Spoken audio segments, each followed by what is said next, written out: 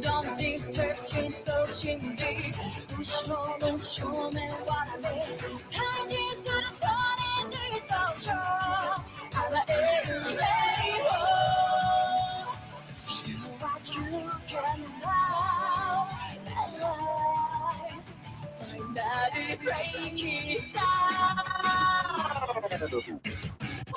欲が오면 세이지 치마 걸어는 내려 내 발에 뜯기 내 잠에 나이 내 잠에 타이 돌아오 못해 세레터 아무 사이 너를 나오는 여기 알겠지 여기 알겠지 You let me show Don't to be mad at that I'm only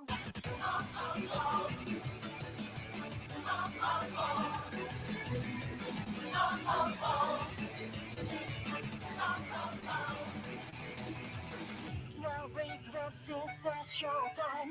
Shall I not show ceremony day? I'm sure she may have psychic Don't think fine Monday take it. 교소대 벗어놓은 세달. 가인이 서로 신조대 선수. 뭐로 하노 몰라. I don't care to be by myself. She said and make it right. 하나씩 가라, 힘을 받아, 그렇지 가라, 경험에 있으라.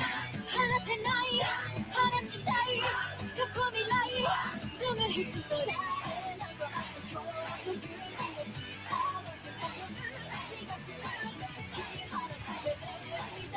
저도 생각이다. And only one.100가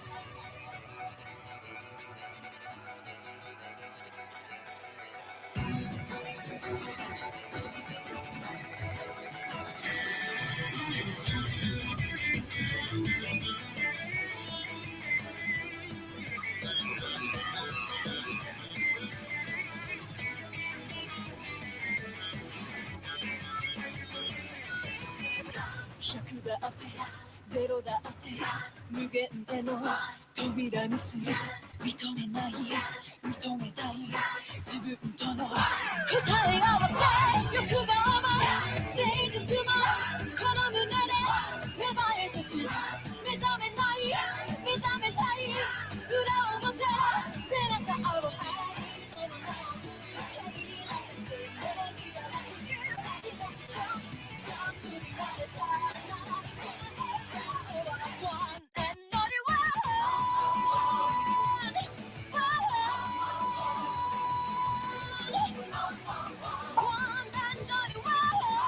Hello. We are on the air. Oh, hello, people.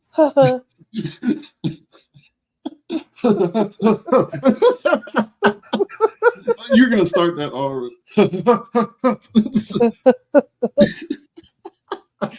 Oh shit! What's that? Been a little minute. Oh, it's all right. Been a long time. That's what you shouldn't have left you. Yeah, it ain't been that long, man. I'm sorry. I thought I had to take a little break. I think once what I happened realized was I had scheduled and planned like 17 of these things with Tito, but y'all. You're completely right. Yeah, I'm sorry. Like, but all right, let me say this is not even an excuse. But I think it's like once I realized. Barrel. I think once I Barrel's realized in I the got chat bullying me already. Well, what's Barrel? Hey, you better leave Bullying Barrel me. alone. She was plotting on me earlier. I saw you plotting on me, Barrel. Hey, don't you? We will not take Barrel slander out here. She's been nothing but nice to me.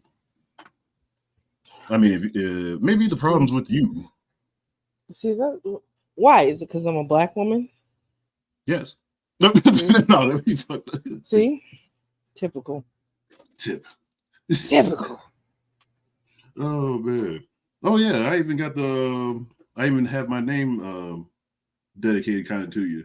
And you know, I have to represent the Tune Days. Dusty Tuesday. I just noticed that. We were talking for like an hour. I was like, she ain't seen my fucking name. Oh my god.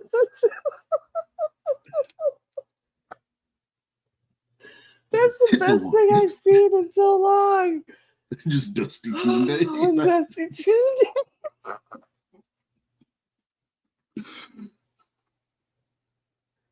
Oh, you're My right. African Dusty.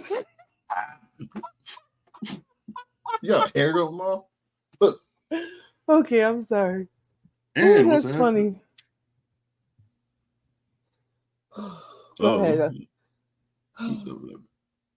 Hello. I mean, I thought I should show up at least eventually. You know, all right. For real. I'm not even trying to say like time does fly, but I guess goddamn.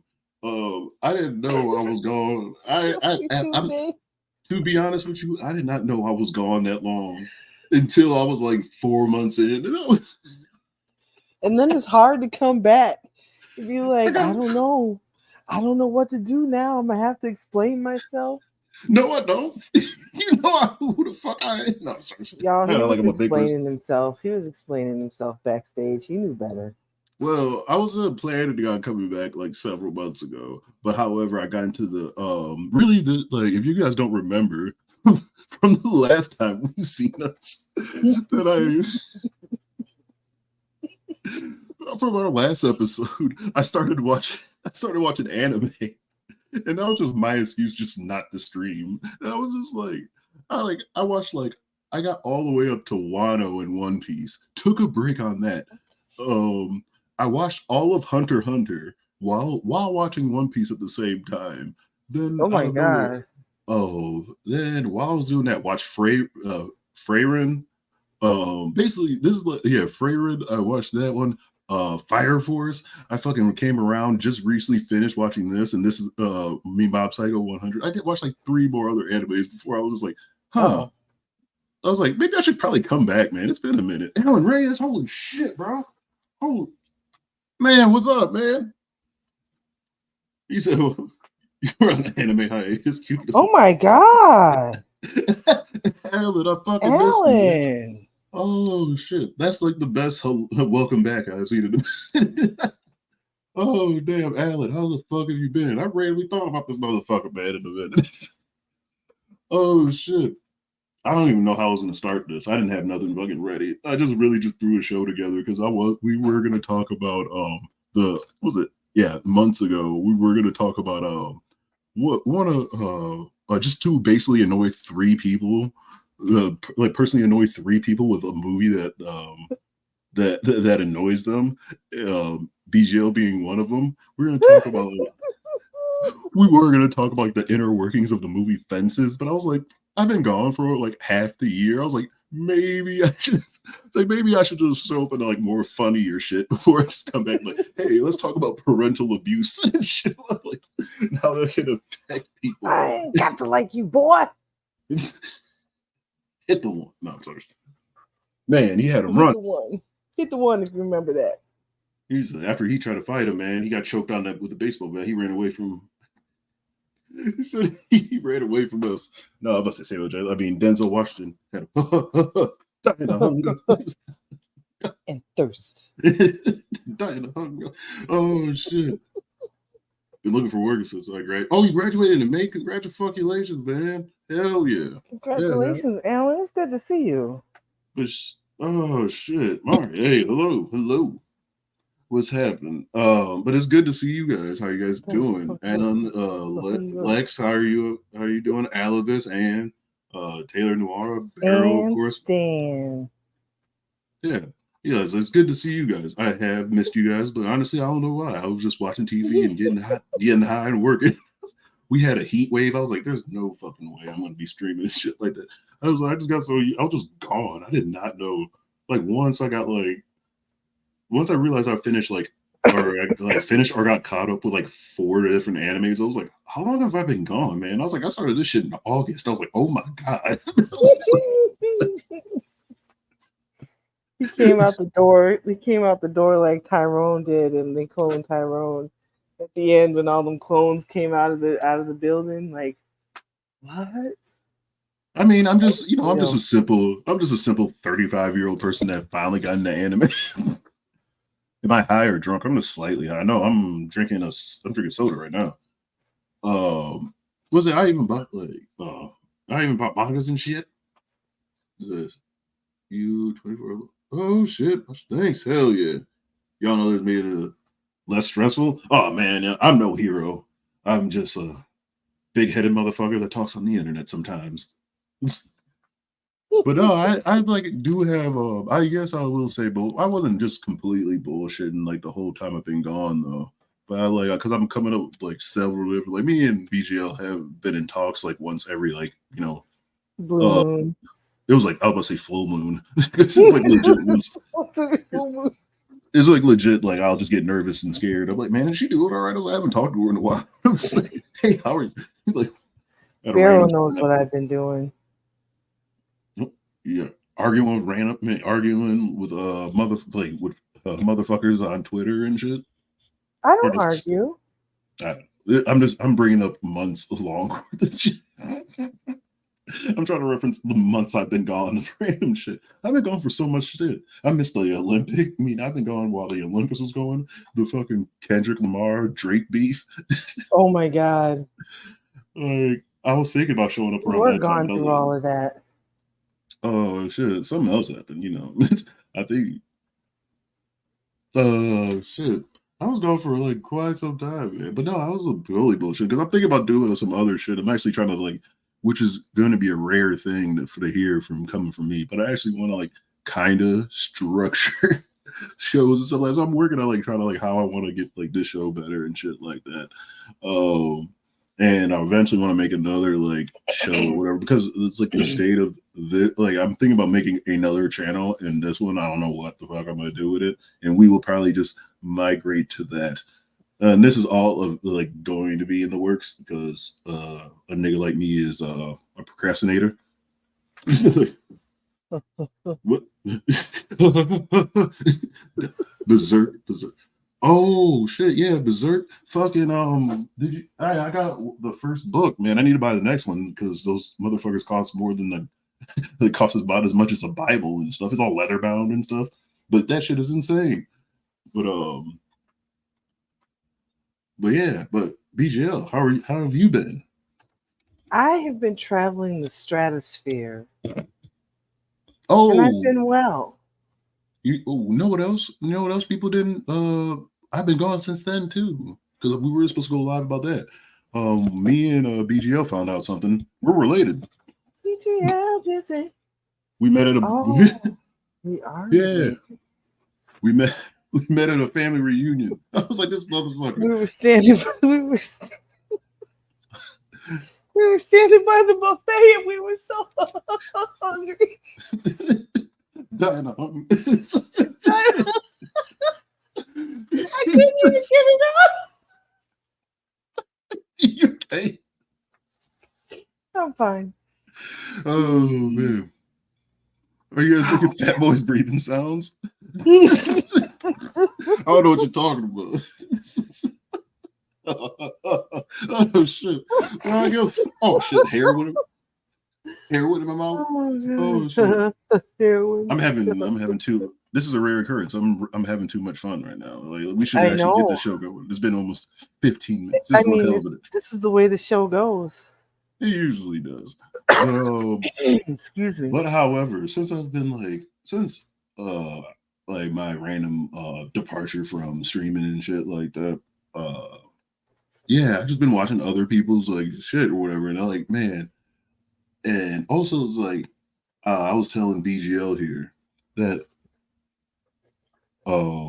there's certain people are like some of the funniest people to like watch. Like if you don't watch a show but you just watch like a person describing or talking about it, I said like some of the most entertaining to me.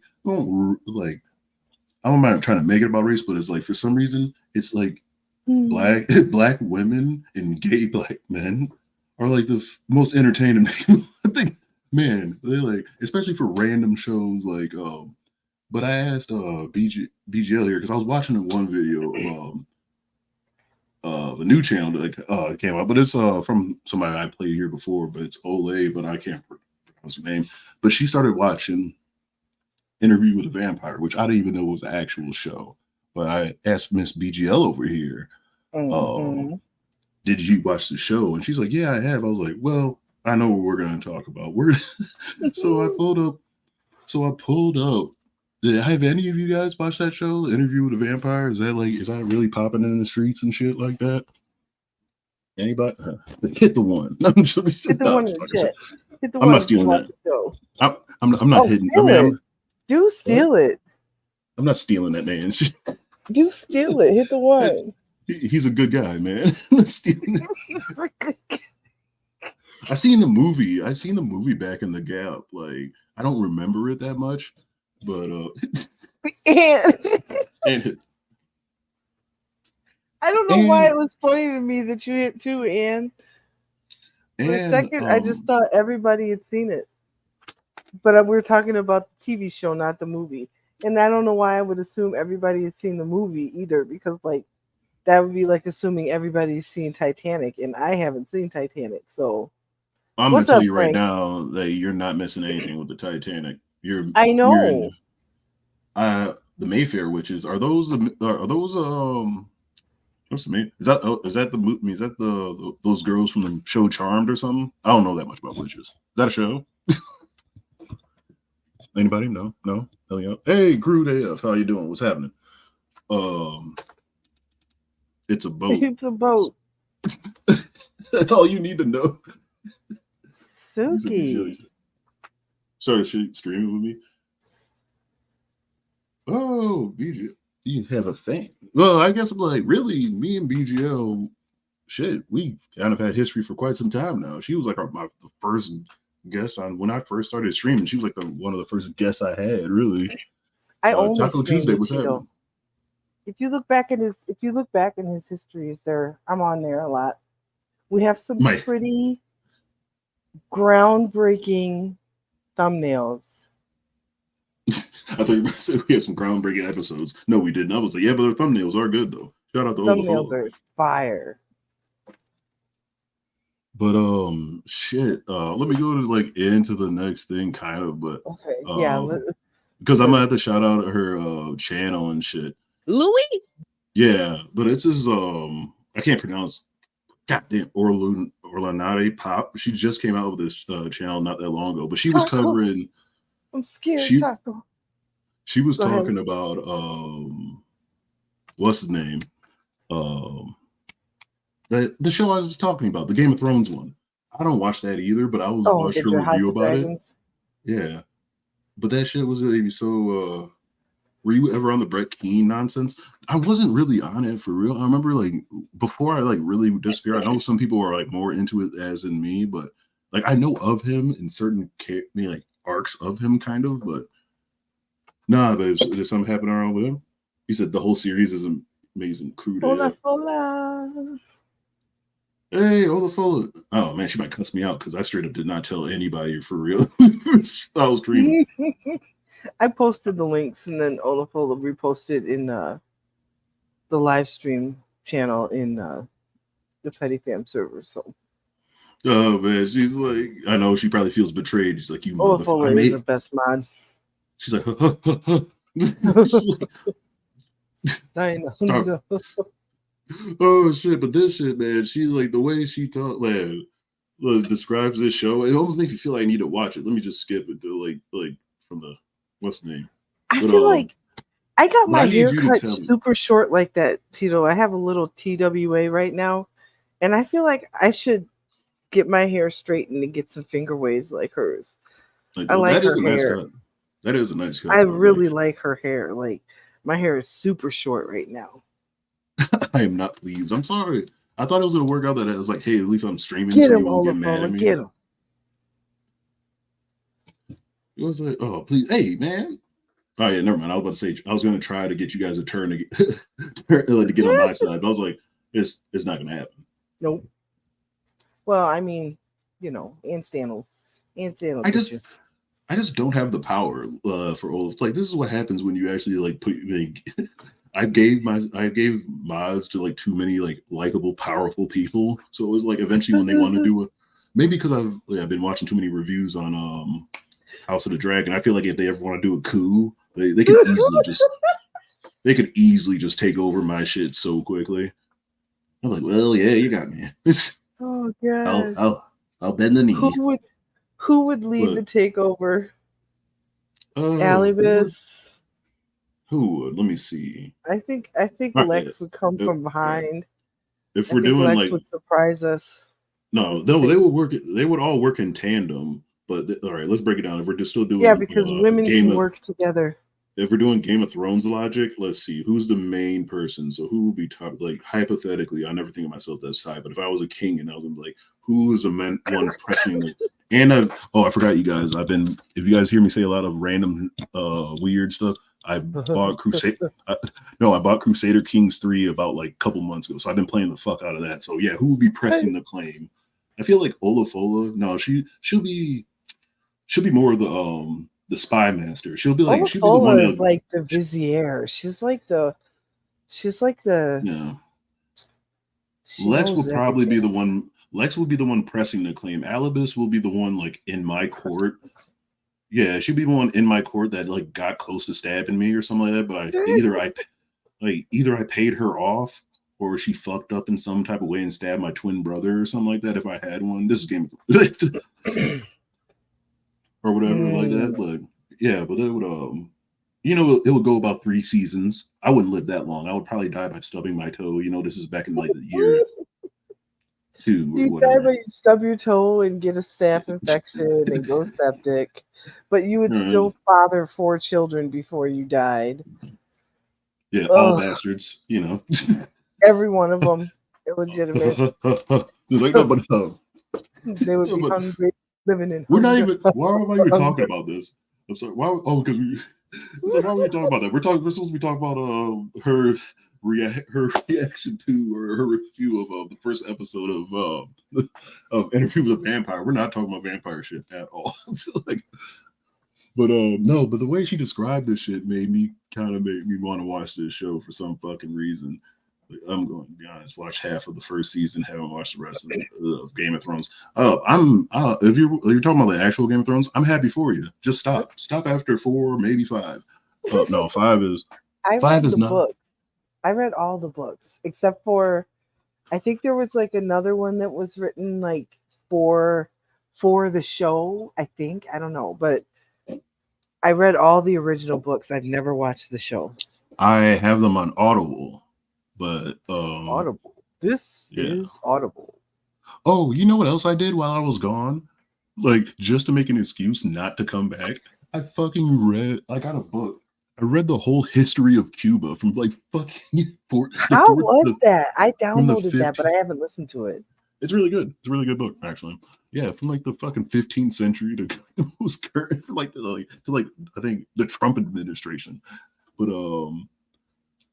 no, I never watched Game of Thrones. Oh man, I would say I'm happy for you. Like those first seasons were like they were gas though, like they were gone. But anyways, let's get it back into this. Let's see how this like how she feels about the what was it, Interview with a Vampire. Like I don't know the way she described this shit. I was like, man, I might have to watch this shit, but I probably won't because I refuse to. What is this on Netflix? Didn't Netflix get like no? It's on like I think it's on HBO. Oh fuck Max, man! No, Max holds you hostage, man. It took me months to get. They all hold us hostage. Yeah, like I was like, hey, they all hold us hostage. Like if you want to watch TV. No, I mean I just wanted to get rid of the fucking subscription because I was like I was gonna rewatch The Sopranos, but I was like, nah. I was like I don't want to. That was like my only other excuse to still keep it again because I didn't finish. Oh fuck, I forgot to finish watching The Wire. God damn it. But The Wire. But anyways, all right, let's get into this. What these people have me watching. I did not want to watch this show, because I watched the movie Interview with a Vampire and I didn't like that shit. Like I didn't like that shit. And all the people who love camp things, but to be like, you could be all right. I didn't like it. So I was like, I ain't particularly into this. And now that I've watched the first It's on episode, I will say I'm locked in, but I don't know if it's gonna be for the reasons y'all are locked in. I don't know how come y'all like the show or what y'all like about the show or who y'all like about the show. And I don't know if we could be on the same page, but I have lots of thoughts. So titles let's wrong. run it back. The episode opens with a reel about the career of a journalist named Daniel Malloy. About 49 years ago, Daniel Malloy had actually interviewed the vampire that is... Hold on, I'm gonna be right back. Like, I kind of regret wearing it. Wasn't so hot before I put on this, for some reason, long sleeve t-shirt, but it's starting to warm the fuck up. I thought the sun was gonna start going down, but no, I have like another fucking flag up here, so it kind of makes it look You darker. have like hours before hot sunset. What is wrong with you? I don't know. And also, I don't know. Don't judge me. I was like, I just want to throw a shirt on. I'm sorry. I've not been dressed for the fucking show. Dang. But anyways, I was just all saying, I'll be right back. Let me put on this damn AC. The star of this TV show. What he named? Louis Delac. That's what he named? Yes, Louis Delac. And so he gets another letter. He gets a letter in the mail from Louis Delac. Louis Delac had reached out to him saying he wanted his life story to be told. I want you to interview me and tell a story. That didn't go so well, right? Apparently. Oh yeah, forgot to tell y'all. Just want like, it wouldn't be me until y'all realize how cheap a motherfucker really is. Since my fucking that's my absence. I realized at one point from like a night of just eating edibles. From eating like a middle of like a high from an edible, from like eating like 100 milligram edible, I was like, hey, you know what? I haven't been streaming in quite some time, and I realized that YouTube started charging more for their premiums. I was like, I ain't paying for this shit. So you guys might have to see a commercial. Well, we're gonna skip the shit, but I was just like, I'm just letting y'all know now. It's a new feature right here now. But I ain't getting paid for this shit, so we're gonna skip. Like, we're gonna skip right through them hoes. I just want to let you guys know because the first one's gonna pop up like a jump scare, maybe even for me. Back then, Daniel Malloy was, I guess, on drugs and going through a bunch of shit in his life, and so their interview process didn't go right. And apparently, how it ended was a old boy attacking him, like the vampire attacking him, like a vampire attack. And so now, 49 years later, Louis Delac is reaching out again, saying, "I want you to tell my story. I want to pick up where we left off." And the minute Daniel Malloy gets in his face, it's immediately hostile, it's tense. Daniel Malloy don't with him because you attacked me 49 years ago, and he's an old man and he's miserable. And Louis Delac is a cocky rich vampire who also deep in his business because he says, "Oh, I see you have Parkinson's. You become an old man and you have Parkinson's," which isn't public information. The only people who know that about Daniel Malloy is his family and his doctor. So Daniel Malloy has a whole attitude, a full-blown attitude, because he had attacked him, right? Plays a tape from 49 years ago where on the tape you could hear where Louis Delac gets mad at him for some question he must have asked and then attacks him. And so then he says, in present day, he turns off the audio and goes, "You were disrespectful. You weren't worthy of hearing my story." All right, I don't know if you've seen that, but that was my first thing, though. Why you gotta do that? If you like this dude, Louis or whatever, the vampire, he's just doing that to flex. You don't have to rush the fucking camcorder, man. He just wanted to scare this nigga, man. Come on, man. That's great. Of course he did. Like, this is where if it was a black dude, though, he'd be like, "Come on, man. Shit, what's wrong with you, man?" Hit me first. Swing first. Swing first. I swear to God, swing first. You think he'll do that old school stuff, shoulder to shoulder? Shoulder to shoulder. Like a slow dance. I've seen several different things like that back in the day. That, or when they're like, "Hey, you know what? Cross this line right here," and then they'll cross the line. All right, cross this line. I'm like, motherfucker, go down the street doing dumb shit. Oh my God. We're literally 2 minutes. Story then. And Daniel Malloy is like, maybe the story wasn't worthy of being told, right? And then they have a quick little back and forth. And Daniel Malloy says, "Look, I was high. That's why. Yes, I agree. It wasn't great because Louis Delac is talking shit. The vampire is talking shit." He's like, "Oh, you were sloppy. You was an amateur. You asked all the wrong questions. You did all the wrong stuff." Yeah, this is the TV show. Apparently, I didn't know it was an actual TV show. I didn't know this was a thing. I guess they're on the second season, but I think people fuck with it. But I was like, I didn't know it was a show until, because I really don't watch like that many shows, especially since I've been gone. It's been an anime break for me, basically vacation. I went down to visit my family and watched this first season in a whole weekend. You said you watched it with your family in a weekend? Well, I mean the adults in my family. Oh, you don't? Is it just you guys buying? Just like, that's very weird. You know what I'm saying? All right, talking talking about the Titanic because the first time I ever watched Titanic, which was also the last time I ever watched that shit, was with, I think I brought it up before, with my grandparents and my fucking my aunt, my uncle, then my other aunt, all in their house on a nice summer day where I actually, even though I was an inside kid, but like I would rather be outside. And we sat there on the VHS for 3 hours. 2 VHSs. Stop calling it a vacation.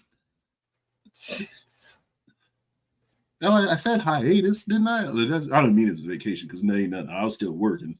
And it really makes you wonder then why the yeah, but we watching them sex scenes and shit like that. Talking to him. If 50 years ago he didn't do it right and you attacked the man, why are you bothering him? All these journalists in the world, all this time you've been a vampire, surely you have more access, but whatever. So Daniel Malloy is like, listen, whatever, you want to tell a story, I'm ready to do it now, and I'm an old man, I'm very irritable, so let's just hurry up. And I feel him. I want y'all to know Daniel Malloy is my favorite character, okay? Because that's the show of patience I feel Daniel with Malloy. Louis He's and all the foolishness. Irritable one day.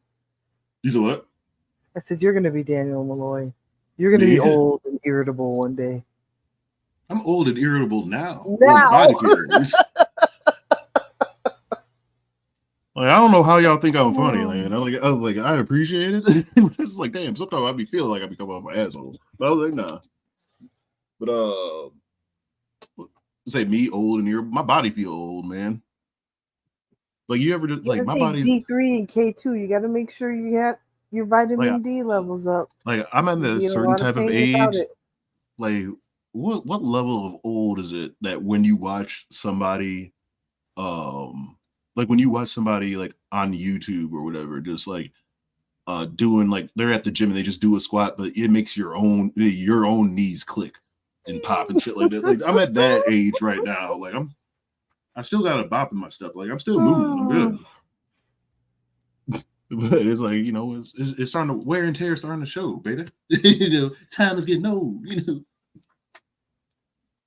We both to see. Oh my Lord. Just as a quick nod to Louis' little arrogance, right? He was like, I'm surprised you remember me. You didn't mention me in your memoir. And Daniel is like, you know, something about mentioning vampires. Might have had thinking I was crazy. Like, be serious. You think I was gonna talk about vampires in my memoir? Act like you have sense. They begin the interview, and Louis begins his story by taking us all the way back to forever ago in New Orleans. His family, he lets us know off the rip that his family have money. They had originally had like sugarcane plantation money, and once their daddy died, he became the executive of his daddy's estate, and now he's a pimp. Now they have a bunch of brothels. Oh, well, thank you. So they still. Hey, well, thank you. Appreciate it. I'm more attractive than Yato. Yato is a hatchet-faced nigga right there. Like that is a rough look. That man rough in the face. Like I don't know why. Like, y'all be hyping that nigga up. Y'all be gassing him up. Man, that man just had where. I got nothing. He said, I got nothing. Oh man, I haven't talked to that nigga in about like 3 weeks. I gotta talk to that dude. Still got money, but for more unsavory things. One of the first things we see, he basically has all these brothels on Liberty Street. We see him go that there's an incident at one of his brothels. This one of his gals named Bricks had beat up the white man. She beat him up with a bat because he tried to ass without her permission. Fair. And it's funny, so Louis comes to come and try and like help the man. He's like, Bricks, why you do this? Because this is alderman, so this is like some prestigious white man, right? And she don't care. She still popping shit. She have the brick. She's like, anybody put their dick in my ass and he ain't asked me, I could beat your ass. She's like, maybe I might have said yeah if he did ask me, but just doing it, no sir. And all the other gals sitting there.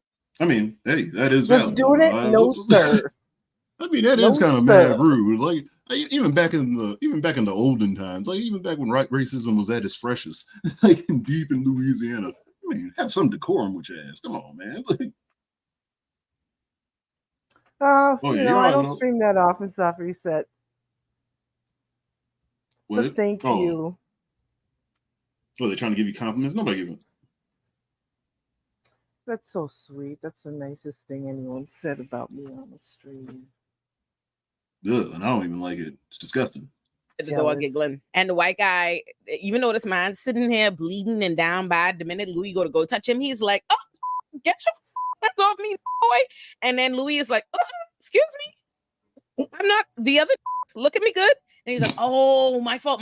Louis, that's you. Nobody likes a surprise dick in the ass. I know, then right? when Louis leaves there, we meet Louis' brother Paul. Louis' brother Paul literally. Well, I mean, it all depends on the circumstances. Listen, a real spread the gospel head ass, okay? You see that? You see, I need self reset in my life.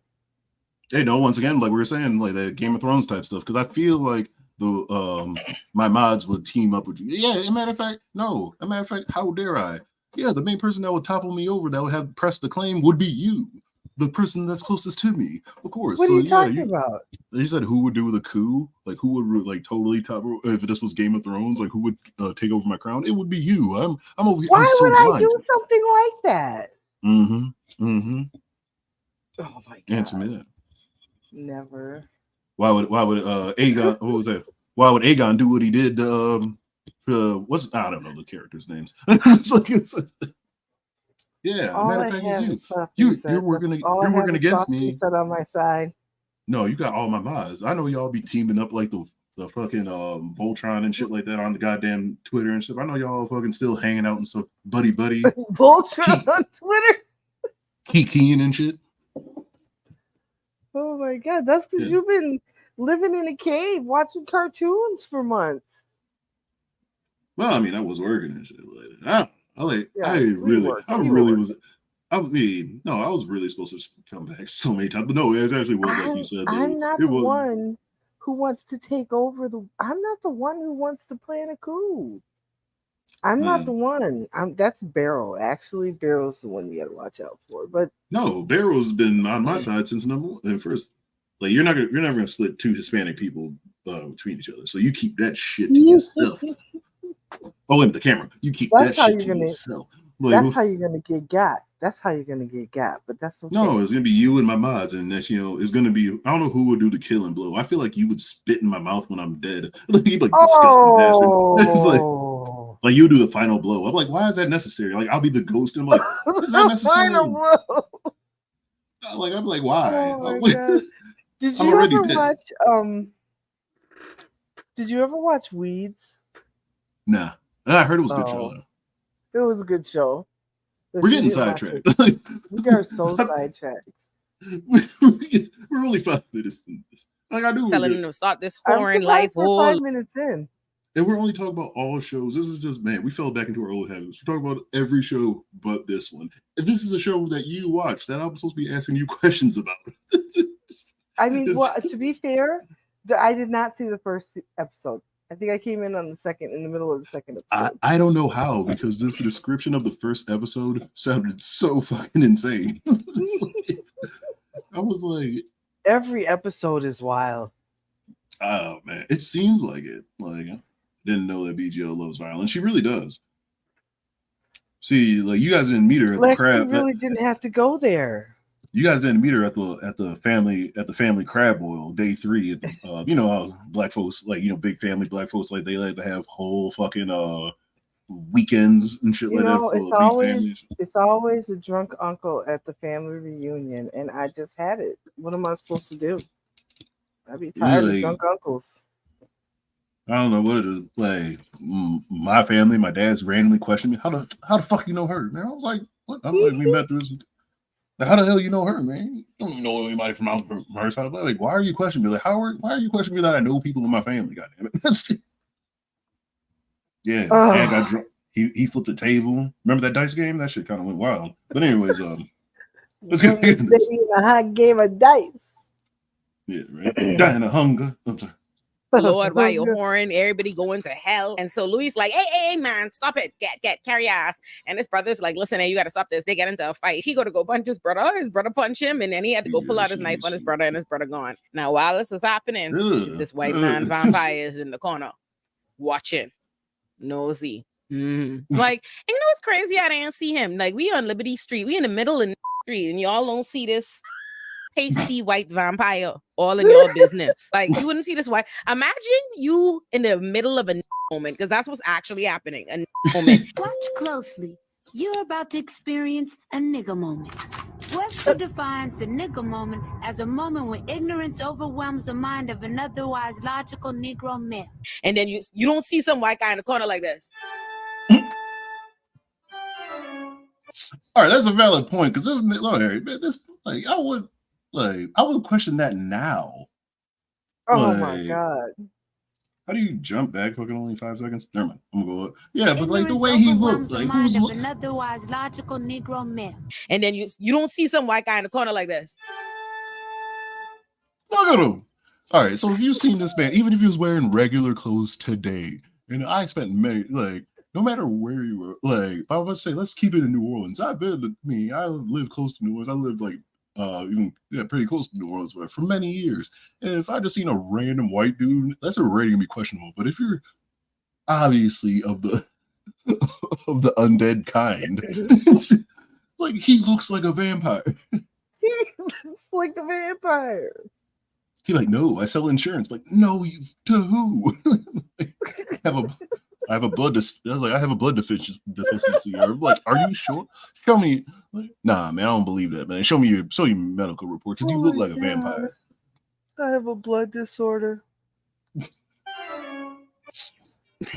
After that, Louis explains to us that even though his brother Paul is a pain with all his Bible thumping and that he have issues and stuff, he actually loves his brother Paul and they're incredibly close, right? So then when we see his family, they're having breakfast in the big fancy house. Because like I say, they have money. Paul is in the house doing all kind of campus. His mommy is Louis, it's Louis, Paul, their sister Gretna, and the mummy sitting at the table trying to have breakfast. But Paul is mad, talking about, oh, we need to stop all this whoring. This is a shame. We going to hell because of this whoring business. Oh, mommy, why you don't have a problem with this man whoring and shaming our family's legacy? And look at her, because she want to be all up in the money and fur and purr. She's like, Louis is working on getting us a more savory business, but for now, I like money and nice things, so not too much on all that. Look, Gretna's like, Lord God, I getting married in a couple of days.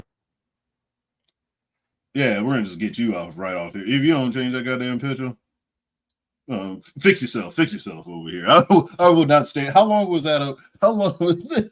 How long was that there? I will not approve of that woman. Those goddamn dogs on my goddamn screen. You don't give me my. Never mind. You about to get. I'm not monetized, but I was like, yeah, you about to get my channel took down. What's wrong with you, BGL? Get your shit together.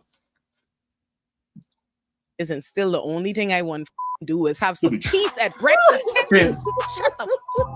And then Paul start getting on Gretna because he's upset about the fact that Gretna getting married. Gretna getting married to a man named Levi, and Paul don't like the. I didn't know what the fuck I was looking at first. Like, honestly, I did not know. I was like, what the hell is it? That was Shanny's foot. I know it took me like a couple of seconds because I was like just staring off at it. I was like, the fuck is it? I was like, and the man is Baptist, apparently.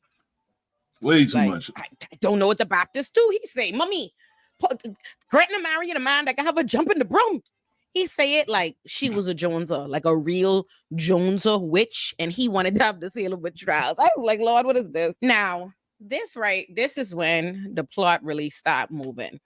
So remember, I tell y'all, our man Louis is a pimp. Louis, the competitor, even though you can hardly call it a competitor, I didn't know what the hell that was. White whore house, so it way fancier, way nicer, and again is exclusive to the whites essentially. Except for I guess they let Louis go there because Louis is big money, because Louis is a pimp. The one black gal that Louis is go there to see, Miss Lily. Now Louis is gay at this point. Louis is not honest with himself about being gay or the world, but Louis is gay. And he's telling us in the story, listen, I was gay. And the way that I used to delude myself into believing that I was not gay, because the religion and the times were at odds with who I was. So the way I would delude myself was by having this one gal that I would go deal with at Fair Plays. And that one gal. I will just say really quick, that is kind of, man, to have the odds stacked against you that fucking bad. Being a gay black person, just like statistically or whatever, like I'm straight, but being a gay, but at this time is already like a target on your back. But back in those times, it's like oh god, thank goodness he eventually turns into a fucking vampire. Miss Lily. So he go to Fair Play, the white people brothel, to go find Miss Lily. When he go find Miss Lily, she's sitting up there with the white vampire. Now, Watch this.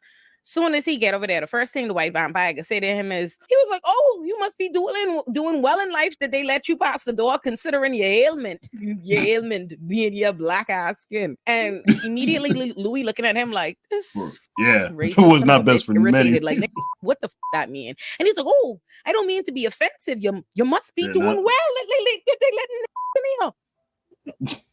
And Louis is like, so then the vampire, his name is Lestat Lion Court. Anything. Whatever, child. He named White Vampire. The White Vampire starts telling him, like, basically says, "Oh, we've met before. I've seen you before." And Louis is like, how are you not know this man's a vampire when he has a fucking ascot on? Who wears an ascot besides Fred from Scooby-Doo? In the past, like what? Since when? Napoleon? Like, that's the only other person that I know. You know you wear an ascot when you get dressed up and go out. Stop it.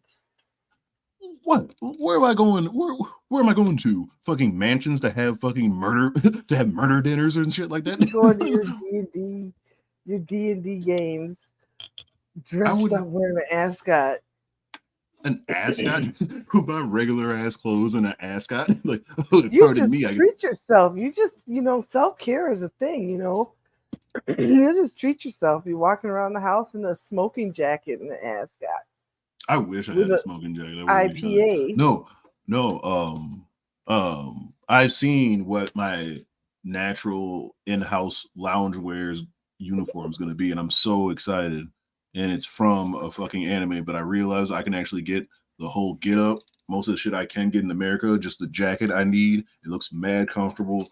Oh man. And I'm gonna have an umbrella. Don't ask me why. But oh man. I gotta get Crocs too. It's like, you don't got an ascot.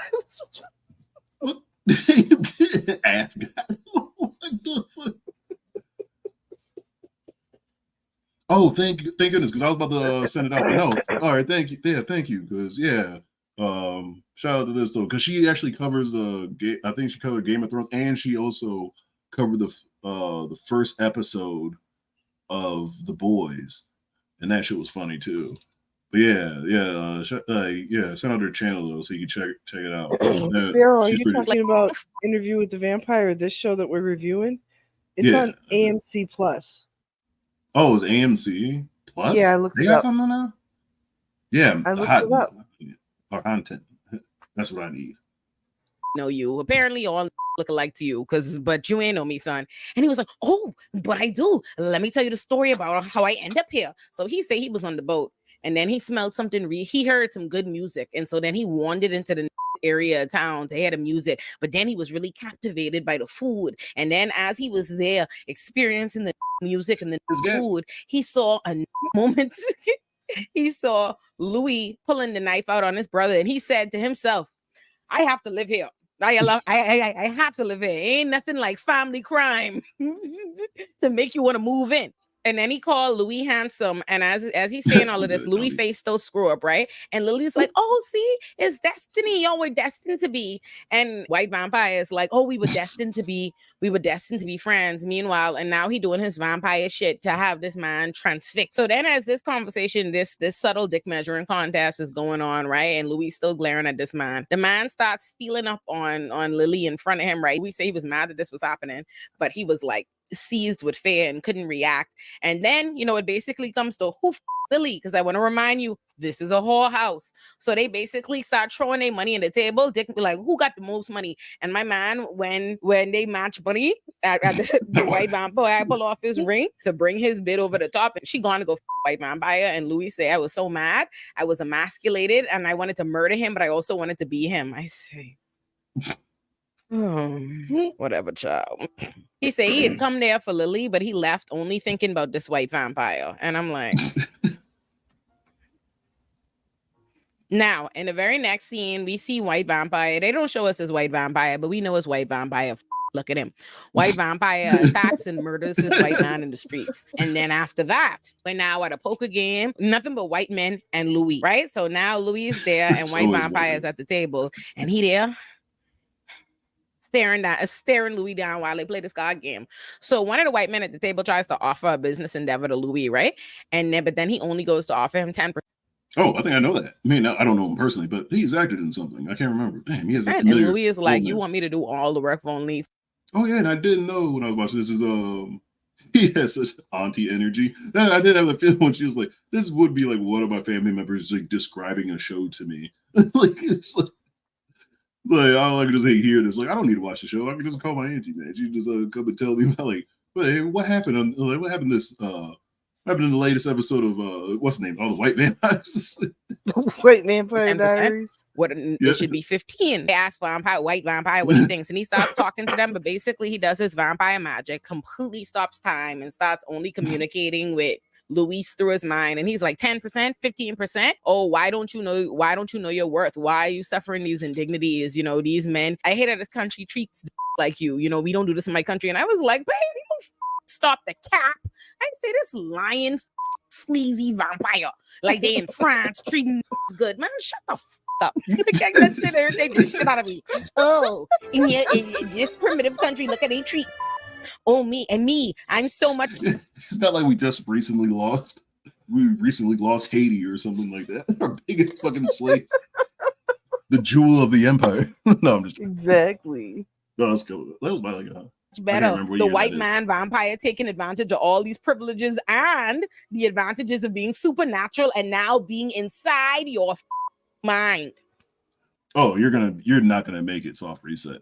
You're not gonna make it at all.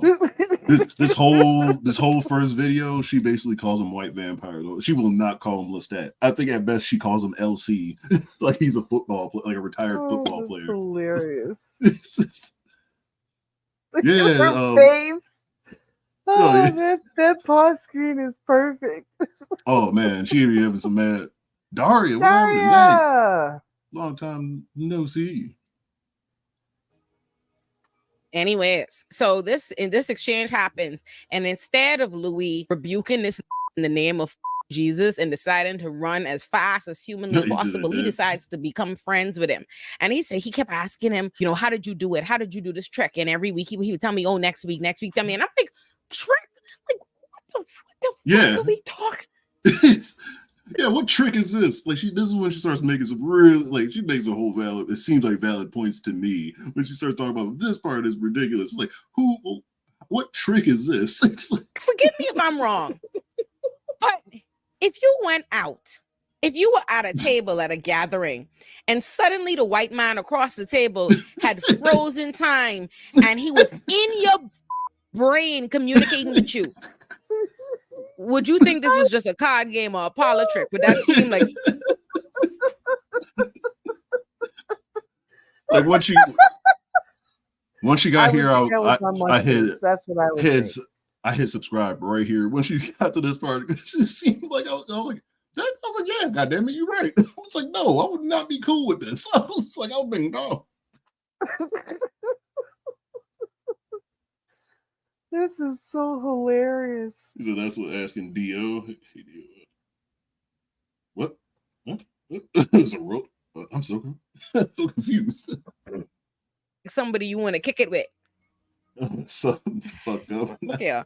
Louis don't be making sense, you know. Louis don't be making sense. So anyway, they decide to become friends. Now he all around the place with the white vampire all the time. What we gonna name him? We gonna name white vampire LC. Lion Court, right? That's what he named. LC. He was running all around the place with LC, not realizing that LC is preying on him, right? And he running around so much with this damn white man that even his sister was like, What? Oh, I haven't watched that show yet. I've heard JoJo's Bizarre Adventure is pretty good. I haven't got to that because I'm actually picked back up on trying to finish Wano on One Piece because I took a long break on that. I watched like a whole bunch of other stuff, but yeah, I'm gonna hurry up and watch Wano. Like I'm only to be current, I'm thinking about like 150 to probably almost 200 episodes. I can catch up that really quick, but then I want to watch JoJo's because I don't know what it is. I don't know anything about that show. I just like the art style. I think they look like all Zoolander models, but apparently there's this one guy. I don't know who he is. I don't even know if he's a main character, but I think his special move is just hitting the motherfucker with a shovel. And I was like, I like that guy. It was like anybody that just look, that shit is hilarious. There's only white vampires and black. Well, it is New Orleans. We spawned down there. No, not really. Look at it.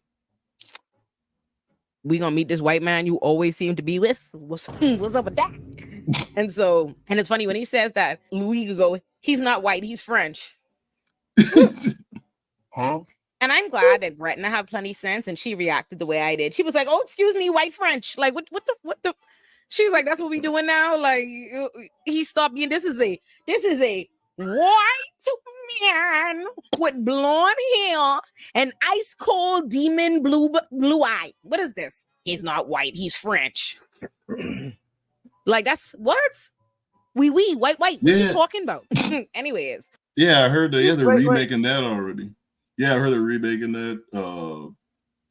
Yeah, this would be dope though. I gotta buy that whole manga and stuff well too. But there's a couple other ones I need to want to buy too. I'm sorry, what were you saying? Who, me? I didn't say anything. I said white. Fan of interest.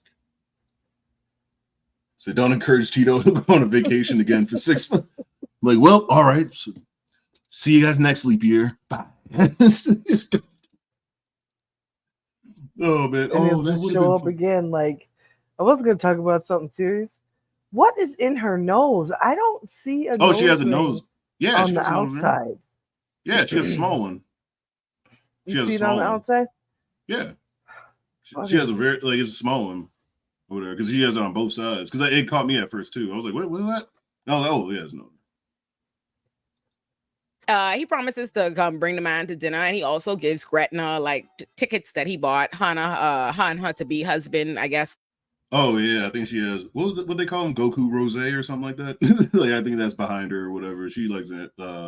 She likes anime and stuff too. Which that's another show I need to like because I didn't fully watch Dragon Ball Z when I was a kid because I always felt like I was in the middle.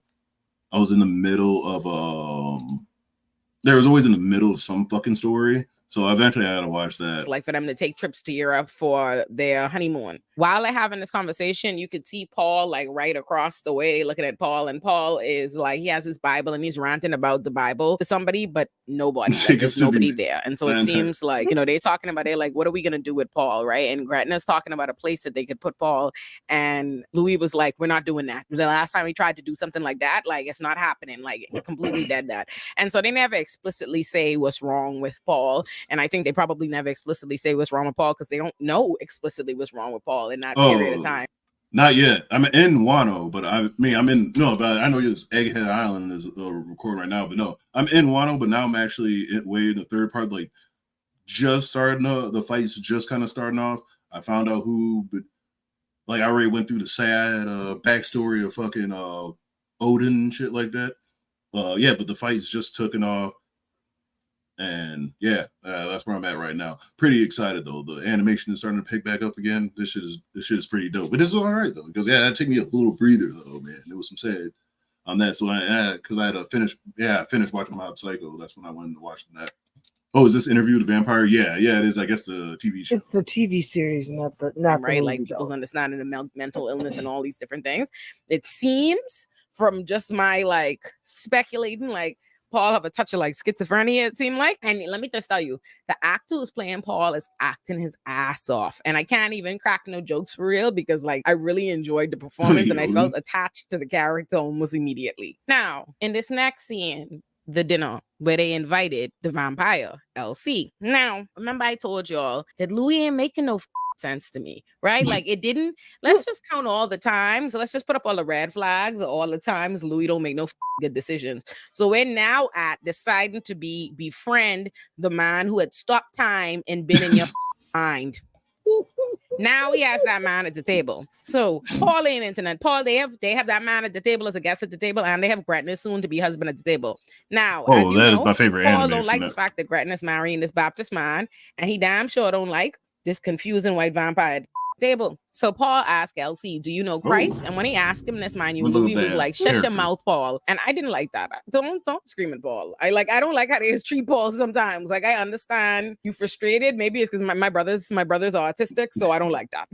But he screamed at Paul. And then Luis was like, no, don't worry about it. I can answer. And then he starts telling this story. I think the main character. Was it Louis? Yeah, he's like the black dude. Because I think it's supposed to be set in set in New Orleans versus I think in the movie and in the book is all like it was in New Orleans. In Europe.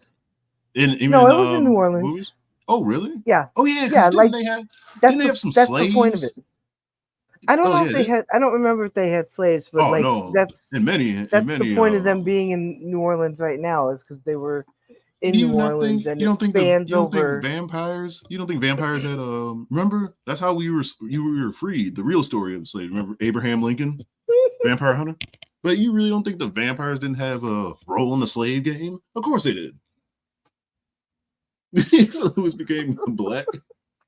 He starts telling a story about how he's so far from Christ and what his experience is, but he starts doing it by being in his mind, like freezing time. You could see the fear on Paul's face while he goes in his mind, and Louis realizes what he's doing, and he bangs on the table, and he's like, "Don't do that to my family," right? And I'm just like, and then immediately in the next scene, and then Elsie like apologizes to his mommy for being rude, right? Like, oh, the rudeness is on me. And in the next, he was like, oh, I've always had a temper. Then in the next scene, we see Louis and him walk in. Louis. Really just been I just been working, watching anime and shit like that. Then another living in a cardboard box. I forgot about this. This is how long I've been gone. Holy shit. Another valid ass reason why I was gone. I forgot I've been gone that long.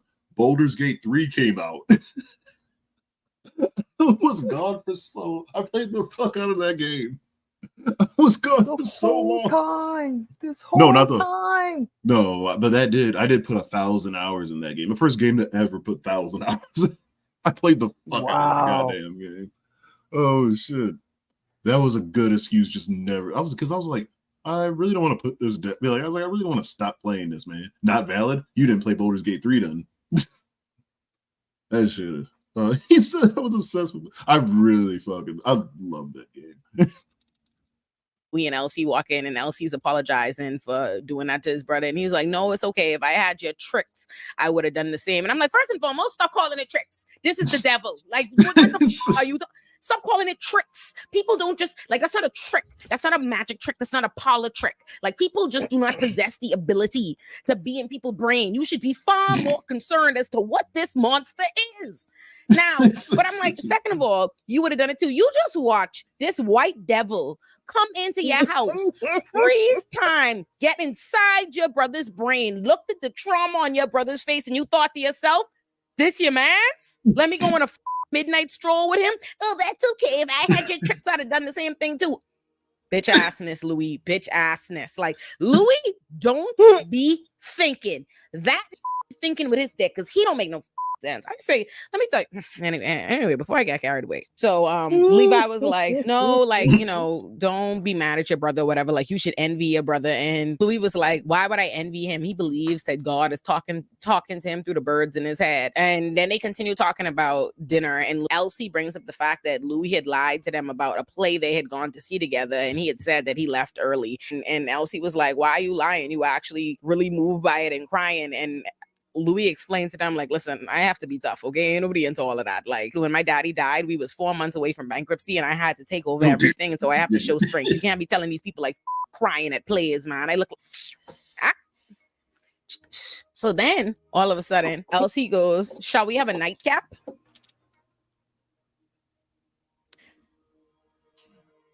And he was like, because he didn't want to seem gay. So he's like, oh, no, I think I'm going to call it to bed for the night. And then he is like, oh, I have a gift for you. And then you look up and you see the gift is Miss Lily. So now they have Miss Lily getting naked for the two of them, even though Miss Lily quickly exposes, even though Louis is be going and paying Miss Lily, they don't never actually do anything. All he does is talk to her because Louis is gay. This is just for appearances. So now they have her start kissing up and grinding up on Louis. And then Elsie is watching them. He's watching them from the next couch. And that's something that, I don't know. That's the weirdest shit in the world, man. Weirdest shit in the world. Like, don't watch me. I don't care how cool Aaron Hall, R. Kelly shit. I just want to watch, man. I'm like, I don't care how close you think we are. Never be that close. There will be a point where I'll probably take a bullet for a motherfucker, but you're not gonna watch me. But I don't want to watch them. Like, you ain't gonna watch my stroke game, motherfucker. No. I'm just curious as to your technique. It would help me greatly if I could just watch. Please. I mean, I rented the whole room. I mean, I'm not gonna leave. Like, come on, man. I'll be quiet. You won't even know I'm there. You can't hide in the bathroom, man. What's wrong with you? You just look at it. Like, why you is it like that? I'm sorry. It made me think of like, was it Patrice O'Neal was one of my favorite comedians, but it was just so funny when he was just, because it makes me think about like the threesome joke that he kind of had though. He said, yeah, it's like if there's two men and a woman, he's like, that shit's weird or whatever. He's like, I don't need you staring me in my face. He's like, nigga, why don't you get your dick sucked? He said, I'm trying to fuck. Can I fuck my half of the torso? It's like, without looking in your fucking face. Oh Jesus. What in the anime? You're not anime. What in the vampire cookies? And so now Louis getting excited because LC watching him, because he wouldn't be into Miss Lily. Miss Lily feeling up on him, but the only reason why he into that is because LC sitting across from him, literally in his brain, communicating. Like, let me tell y'all, the only thing she feels so violated. I just hope y'all. I mean, that is something. Wow, that's like, that is hellacious to just be in somebody's fucking head though. Like, and you can't have nothing to fucking do with it. Like, I might try to like, because I thought about it too when I first watched this. I was like, yeah, for real. I was like, that is gonna really fucking that's such a powerful fucking thing. It is.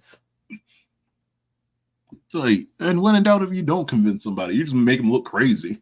Because eventually you're gonna start yelling out loud, "Get out of my head!" But this is true. Somebody. Maria has a question for you. That's me. Well, they could have been directed at anybody. You said it. Like, let me see. I'm not the most vocab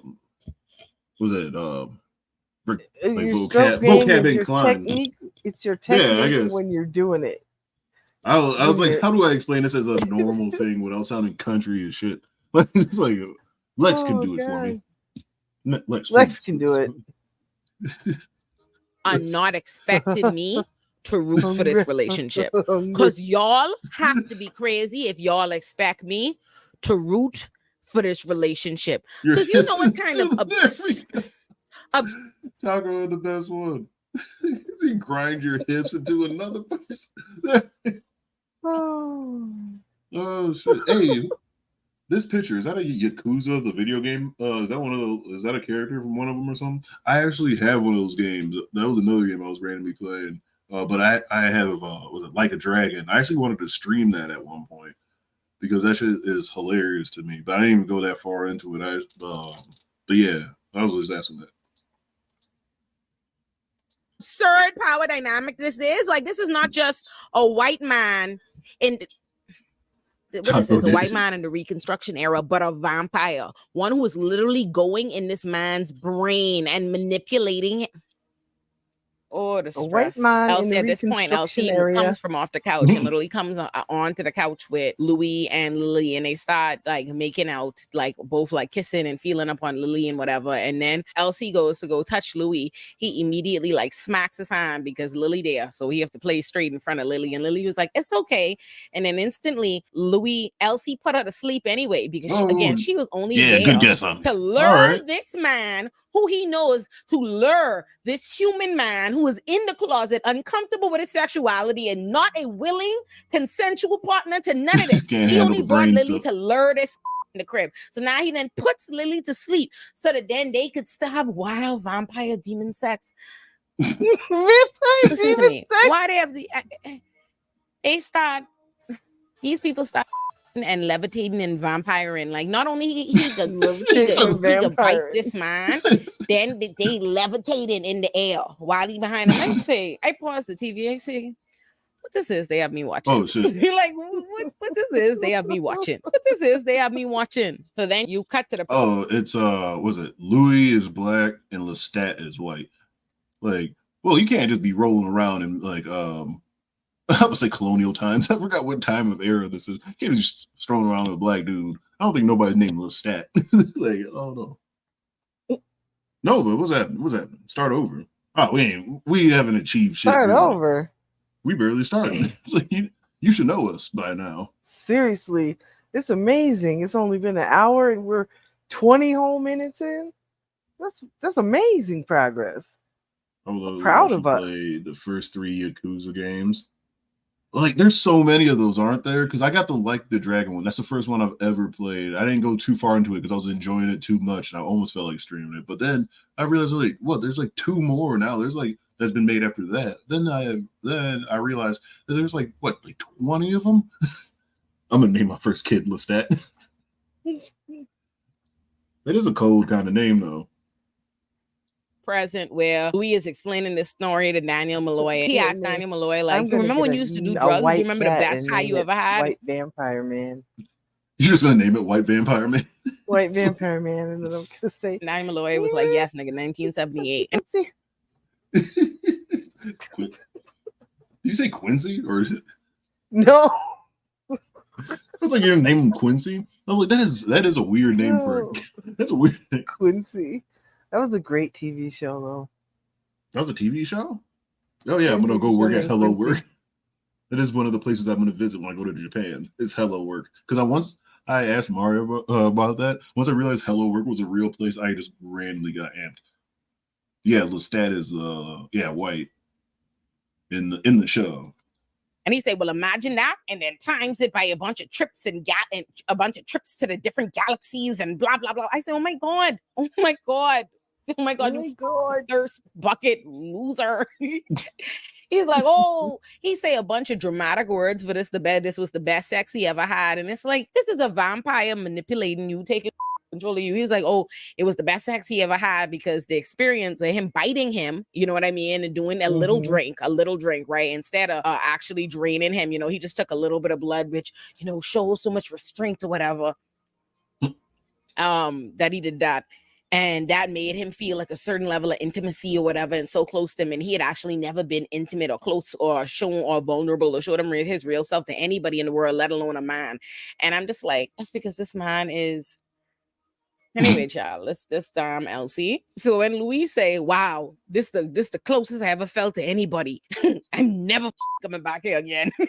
Now, the next thing we see, after that, Louis stuff LC all together. Then when we next see is Gretna's wedding. Everybody at the wedding hype. They did, in fact, jump the broom, and Paul is seated.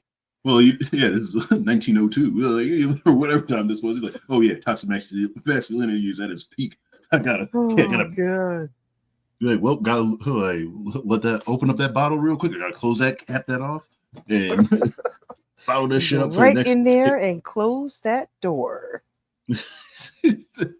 Then after that, we have like a lot of cute scenes with Paul and Gretna and Louis and Paul do a full tap dancing routine. And I do think it's funny. The 2 scenes ago, you was a white man and now you physically tap dancing.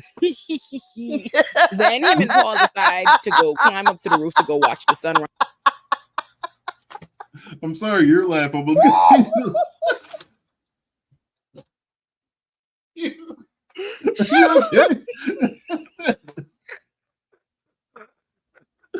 You're laughing. She said two scenes ago you were fucking a white man, and now you are physically tap dancing. That is tough though. Like I won't even lie though. Like it is even in any show. Said that. In any show, if I see a black man tap dancing, it does kind of hurt me too. I'm like, it makes my stomach bubble. I'm like, oh my God.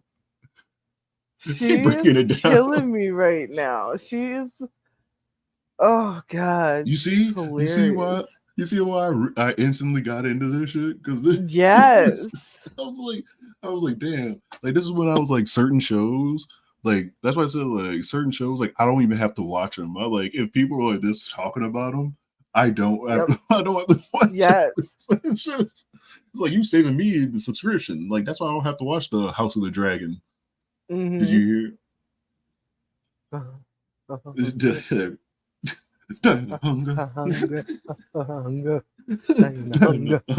Right, which I guess is something they always used to do. So as they sitting on top there, Paul's talking to him. He's like, do you think Levi loves Gretna? And he's like, yeah, I think so. And he's like, do you think he loves her with everything he's got? Because she needs a lot of love. And Levi's like, yeah, I think so. And he's like, I saw this part coming up. Hanging around with Yeah, this surprised me, and I didn't even really watch the show. It surprised me on this. This shit blew my mind. I was so shocked. Hey, but he actually not joking.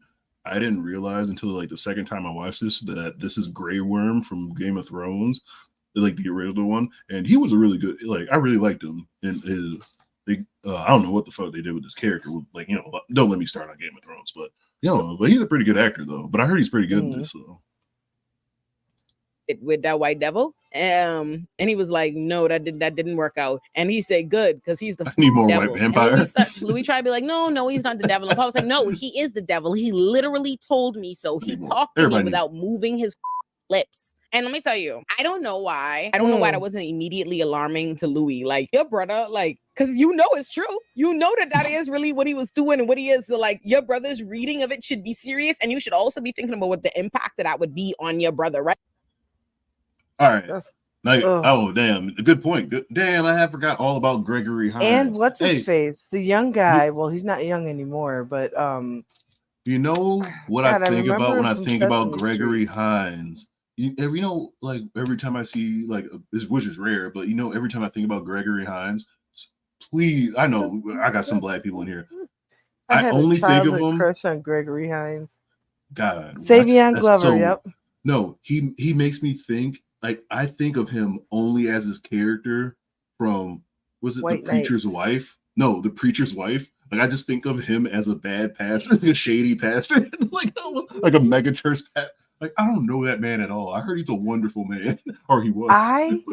I just came across a TikTok the other day where somebody was reading a passage from Jennifer Hudson. Is it?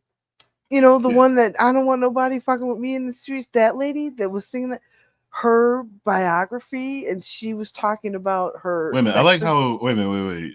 Your reference to Jennifer Hudson was some song I'm like you kind of heard and sped through, like, but not like she won a goddamn Oscar for because I don't know I don't know what movies. I don't know what. Come on, you know me in movies. That's how you treat the black women, huh? That's how I treat all actresses and actors. But anyway, listen. Oh, he was in that, wasn't he? I've seen a little bit. I'm sorry, go ahead. She was reading a passage from her book, and it was talking about how Gregory Hines, he was community dick. He fucked everybody. Really? Yes. I'm going to get her book. And then the next time we stream, we're going to read this interaction she had with Gregory Hines. He looked like such a nice guy. It doesn't, I mean, just because he was out there, fertilizing every seed he came across doesn't mean he wasn't, nice to people. Well, I don't even know why I'm defending him, because I just said throughout my whole life, I just thought of him as a shady pastor. He played that role well, I guess. I don't know. Oh gosh. My favorite Gregory Hines movie was definitely White Nights with him and Mikhail Baryshnikov. That was such a cool. I don't know why I love that movie so much, but I was just a kid. That shit came out in the 80s. Oh, so all right. I guess I'm the only. So I'm no love for The Preacher's Wife. No Whitney Houston. You know what? Fuck y'all. Let's get back into this. Right? Like if he knows his Denzel Washington, huh? No. All right, I'm done. Brother has issues. His brother's already seeing people, hearing voices, all these different things. Imagine a white man that he see and perceive as the devil physically when he already thinks that he hears from God and stuff like that. And this white devil comes and sits in his house, frees his time, gets in his brain, and obviously told him some sick, wicked shit. But again, stigmatized Louis ain't thinking about nothing. And this really, I ain't gonna lie, this really break my heart, babe. Because Paul was like, I love you, Louis. And Louis was like, I love you too. And he ain't even notice Paul walk right off the roof and kill himself. That scared the shit out of me when I first seen it. Really miss my nigga. Really miss my nigga. She is wrong for this. Miss my She's so wrong for this. Not with the tap dancing though. You gotta finish it off with. Oh no, but I do enjoy tap dancing though. Like I don't know, like I was just trying to say as a joke, but I didn't know there were so many tap dance enthusiasts over here. I forgot you guys are cultured though, so I understand. Oh, But I forgot all about like people like Gregory Hines and stuff like that. And that really makes me wonder too, what's that or Paul, like what did he do? You know what I mean? Yep. What did he do? And if you see based on the rest of the events that Elsie is a wicked bitch, kill that boy, brother, baby. You can't tell me that that's unrelated to whatever that did when he put him in that trance. Unfortunately for Louis, his mommy going to go blame him. Ain't that some shit? When they sitting down, his mommy is like, what did you say to your brother to make him kill himself? Like, he's going to hell. You know he can't go to heaven after having killed himself. What? Meanwhile, the preacher in the room is like, no, he didn't kill himself. He slipped and fell. Because, you know, that's how religious people have to go when people commit suicide. They have to rewrite the narrative. Louis is sitting there looking at his mommy like horrified, heartbroken, you know. Love his brother, just saw his brother die, had nothing to do with why his brother killed himself. And it's I'm sorry to say, but this not the actress, but the character, the way you got to mix. There's nothing about her face that looks like it's gonna be compassionate at all. Like, I'm sorry, if she was my mom and this shit went down, I'm like, all right, I'm gonna have to take the L on this one. It's gonna hurt, but there's no way I'm gonna convince her I can do this shit. Like, I don't know why I would do it. She literally said, I'm the only one. Your brother's looking for the more legitimate means of income, but in the meantime, I like money and I like nice things. Of course, she ain't got no compassion. No, I was like, I'm the only one who traded with some goddamn respect. Even though I pulled a knife on him like earlier this week. But anyways, but no, I did the shit though. His mommy sitting there blaming him. She actually fixed her mouth to tell this boy that his brother's in hell because of him. Louis literally said the last sunrise he ever saw was with his brother, and he don't even miss the sun because it carries really terrible memories. Yeah, subscribe to her. This one, this one. Anybody else that joined in, yeah, like, but if you scroll up or whatever, we got our link in here or whatever. This shit was one like Elsie, this white vampire, start infuriating me. This man is at his brother's funeral. Y'all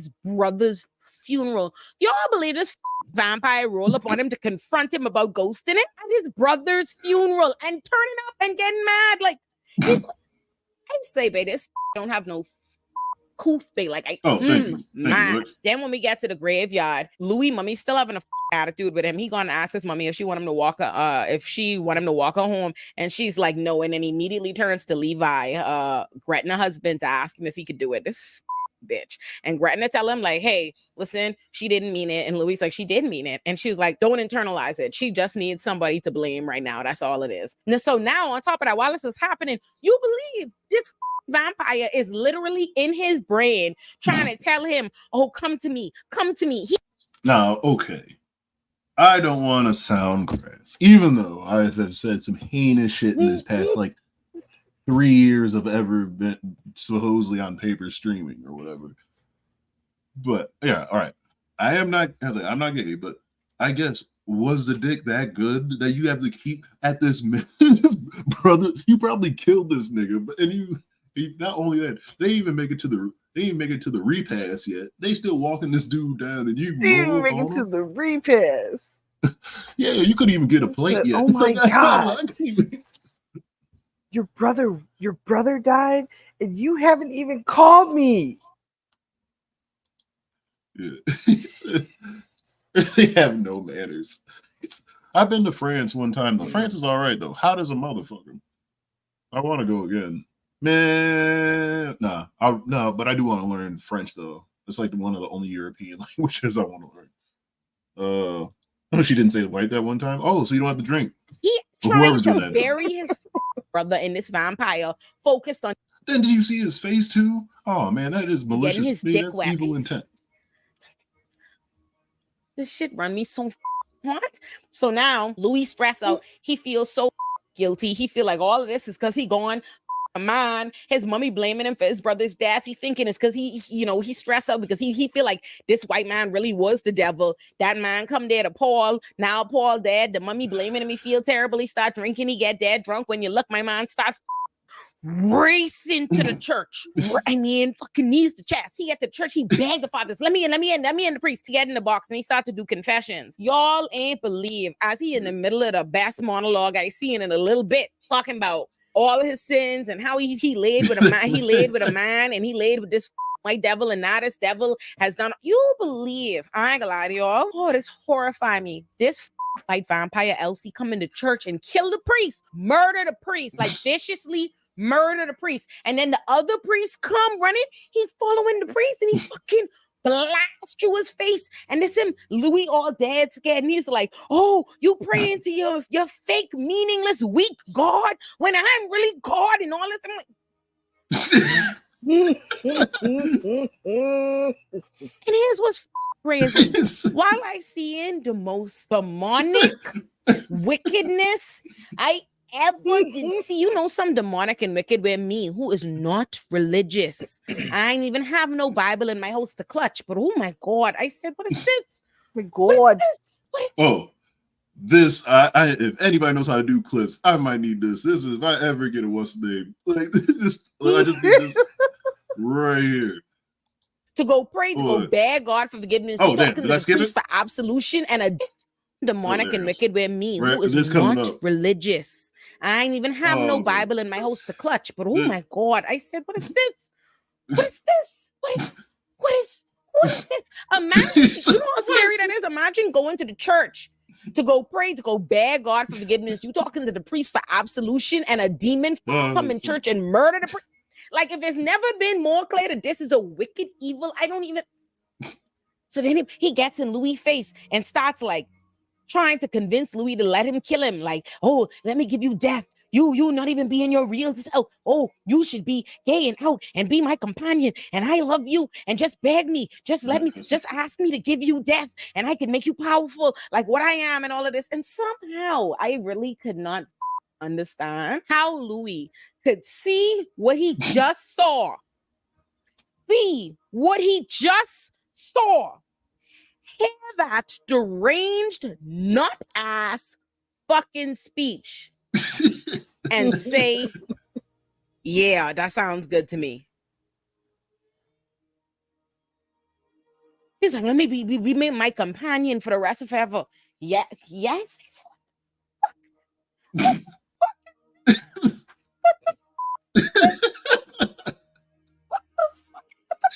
be watching. Look here, y'all. I'm locked in, but y'all better not be trying to sell me on this bullshit like this is a love story. You better not. You bet not. Oh, and I'm sorry. I don't know how I almost forgot. But that white devil murdered Miss Lily. I completely forgot. Before Louis goes running to the church, he first goes to Fairplay, the white brothel, looking for Miss Lily. And old girl tells him Miss Lily died. Miss Lily was found under the docks. So one of the things that Louis confronts Elsie on when they're having this scary ass scene in the church after he done massacred the priest is he says, you murdered Miss Lily. And he's like, oh, like she was living such a magnificent life. Just like, what the like, I cannot understand, like, other than the sheer undue manipulation and power and vulnerability and all these different things that he has over Louis in this moment. But bruh. This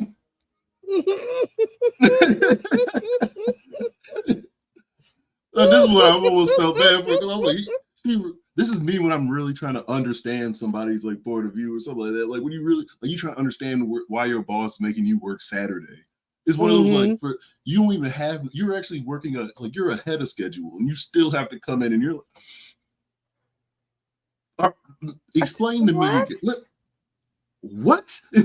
Like that's how I be looking when you really trying to understand another person's way of thought. And that shit ain't fucking working. Like, what the fuck is it? But she's trying to, you just trying to figure out some shit. What about a white devil traumatizing your brother, then your brother killing himself, then that white devil not giving a fuck about your dead brother because he busy trying to you trying to bury your brother, and he's screaming at you about ghosting him. He trying to lure you from the grave site because he trying to. So he follows you into church to murder the priest. You find out he murdered Miss Lily, and something about that says to you, murdered Miss Lily. Let me join him for the rest of my life. Y'all ain't gonna be able to convince me. Now, I guess where were we at? Oh man, damn! It took us a minute to get through that, but we finally got some momentum. We did it though. We did it. Well, it's been a while. We had to get the rust the one off. in the chat. Hit the one. We did it. But I'll give y'all a decision though. Do you guys want to like? She did episode 2. Do you guys want to watch that? That one or whatever? Because I just pulled up some funny shit and like I thought this shit was entertaining. I wanted to share with some of y'all if y'all haven't either. It doesn't matter if you watch the show or just want to watch some funny shit. We can watch this one, or we got this other YouTuber that made a video that reviewed the last Tyler Perry movie, Divorced in the Black. So it's up to you guys. We can watch episode. Hard choice. Yeah. We like those are the two ones. We like we can watch episode 2, or we can go into that one. Either one. Like I don't know how we want to do this. I'll let you do that, BGL. Audience choice. I know that's what I'm saying. Me like, or the audience? No, you get the audience to, I guess, what's 1 and 2 or whatever. Oh, because I said hit the one in the chat. Okay, so one for her and no, one for Tyler Vampire. Perry and 2 for episode 2. Oh, so that's what we're gonna do? 2 for Vampire, 1 for Tyler Perry. Yeah, 1 for Tyler Perry and 2 for episode 2. Oh, he said so stay. Let's see. Okay. Are you talking about your fave? I don't know. There's so many random reviewers I've shown, even Nova. So many reviewers about the dress. Yeah, if you're talking about the woman from New Orleans, then yes, probably. Hello, Troy. What's that? Troy. All right. So how are we doing this? So all right. So you got two so far for 2 Tyler Perry. Two. So 2 for each so far. Oh, I don't even know how many people are in here, so you got right? Information. Oh, there's like they say 15, but I mean my chance moving kind of slow, so I'm just like whatever's gonna hit the majority quicker than me is gonna be on some. So right now I got like whoever's quicker at typing and her entering the shit in. So Tyler Perry's winning so far. I'll let it go for a little while longer. So far, but we could take this as a break for right now because I'm surprised I didn't get a commercial that whole time. So that whole time I was thinking about that. Yeah, because so now we're probably back. Another Tyler Perry. So now we're like the stream lurkers. Hey, I be lurking. Like y'all. I just got more to say. She's got an episode 2. Yeah. Or man, damn, what time is it? Shit. I'm trying to say make it 2. Do we? Like damn. 6:30. We're definitely I'm not gonna jinx us. Make a good time. All right, so should we just use it as a break then? Should we do the Tyler Perry one and see where we're at by the time we get done with that? Yeah. To see if we do, but no, we got other people. I think we're half and half. I don't know. We're really half and half. Yeah, like because Bree said they're standing their ground now because they came in quick. So I don't know what is next. What did I have next? Oh, it was episode 2 though. All right, I'll flip a coin. 2. Fuck. Should we just flip a coin or should we just go to episode 2? Flip a coin. And you know what? I say go to episode 2, and then we can do a whole show and do Tyler Perry because I don't think we're going to be able to get through a whole Tyler Perry. It took us an hour and a half to do 20 minutes. Well, we had a lot of preamble before we started. We had to get a lot of rust. We did. So that was understandable. I didn't know Frank, it was going to be you're that so much. Helpful. Because I believe I'm doing a shitty job right now. I got to get back into the swing of things of actually kind of communicating a little bit more. I feel like I'm trying to let the video play a little bit more, but I'm also trying to talk and say shit. I don't feel like I'm being that entertaining. But hey, cut me some slack, people. I mean, yes, I did abandon. Great. I did abandon you guys for like 8 months. It's like, in total. Great. But can you at least cut me some slack? It was a long trip to the grocery store for that milk. The milk was bad when you got home. All I'm saying is now we know not to let did you guys like well, no, that's what I'm saying is would you guys rather me spend all that these 6 months either streaming or being deprived of quality animation and sometimes storytelling with the likes of once again Mob Psycho 100, One Piece, fucking I mean that would have been a tragedy. Berserk, I do like. I'm trying to like that. It is a good. I got problems with it. All right, but anyways, Jujutsu Kaisen. Well, no, actually, no. I'm actually really pissed at that damn anime. That one really pissed me off. Really fucking pissed me off. Oh man, I don't even know if I want to go back to watching that show. Freyren. That's all I'm saying. You guys were gonna deprive me of that. Take as many breaks as you need. Just don't forget. I'll never forget about y'all. Hey, but y'all don't be knowing, man. I do be lurking sometimes. Y'all never know when I'm there. Sometimes I almost be fucking up though, because I like have my phone in my pocket. I would be listening to somebody's stream, and I realized that my pocket dialed. I almost wrote some shit. I'm like, ooh man, if I would have hit enter, people would have known I would have showed up. Oh god. And people would be like, Tito's here, Tito. Been like, oh shit. There's your commercial. Dairy? How is it so creamy? How's your so I can't handle that lactose. That made my stomach hurt quickly. His stomach's already bubbling. Like, I hate Lestat. I want y'all to understand. I could be gangbanging on that relationship until they state that, okay, I am against it. Like, and now that I've clarified my positions and what I knew I saw in the first episode, you can't convince me that Lestat didn't kill his brother. Like, intentionally isolate him from everybody in his life and had him under a spell to convince him to become a vampire lord. God. Anyway, I just want to tell y'all, I hate him. Now, for the second episode, let's run it back. The episode opens up in the present day where Malloy is at Louis' house, and Louis' employees are like rolling out food for him and stuff. And so Malloy asks his one employee, like, hey, what's up? How long you been working for? Oh, I'm sorry. That's one thing I wanted to really, like, you know me. You know, I do enjoy food. I always want to see the food game. Did you see that plate? That shit was horrible. Malloy is at Louis' house, and Louis' employees are like rolling out food for him and stuff. And so Malloy asks him, what is this? I think that's supposed to be frog raw, probably. Like, I've tried that before. Not a big fan of. I don't like liver in general. Yeah, don't. I don't care how rich and powerful you are. Don't give me this shit. Like, what is this? I honestly would feel really uncomfortable eating food given to me by a vampire. And if there's vampires in the chat, like, don't come for me. It just makes me nervous. Like, I don't know. I don't know about you. It just makes me nervous. Oh, you just discriminate with the undead kind, are you? That's where you draw the line? I mean, you got to draw it somewhere, right? Like, I mean, but with all undead, like, what about like something like a mummy or a Frankenstein situation? Well, I don't think that they would be offering me food. I mean, hey, you don't know. What about like, know who I really wouldn't trust food from? Like the Invisible Man. I don't know why. I'm like, because like you already. If you wash his hands, you can't see if he's touching himself while he's cooking, and you don't know what he's been doing. Like you already. You don't even know if just because of your powers already gives you the stigma of being into some creepy shit. Like I can't just trust you with anything. I can watch you with the cup in your hand go and fill up that cup of water for me, but I'm not drinking it. I don't know. I don't know what you're doing.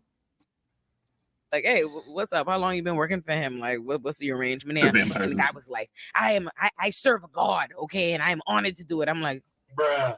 You really gotta be a goofy loser, groupie bitch, babe. Like, I can't even understand. Like, imagine you raise a son that see a man as like a blood-sucking demon and be like, oh, that's my god. Oh, I'd be honored to serve him. Pussy. Like, I'm like, oh my god, this man ain't serious. But I serve a god. I say, Jesus Lord. Louis finally comes out and he tells Malloy he's sorry for his outburst in the last episode and that it's not gonna happen again. He starts forcing Malloy to have a 6-course meal while he starts telling the story again. So Louis starts telling the story while he sip wine. I have a feeling I'm corrupting this poor woman of Mari, because she's getting English from like the apparently a country ass nigga like me, like, well, because she's picking up like what shotgun houses, like, or what other things I've randomly said and shit like that.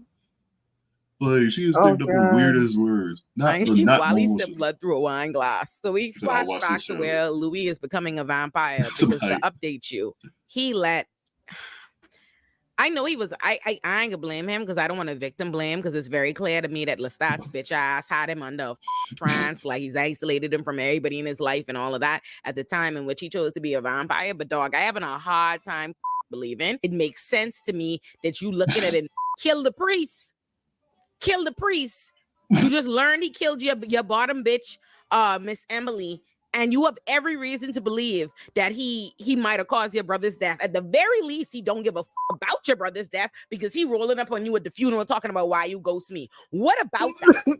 What about a white man? Think about this. For what we know, we could get to it, but for how we know Louis feels about how white people giving it up in them days, I cannot understand what would make Louis feel like a white man with all the powers, privileges, and dickheadishness to him, but also is a blood-sucking demon massacring the priest. What about that would make you feel like you want to get married? Maybe we should be together forever.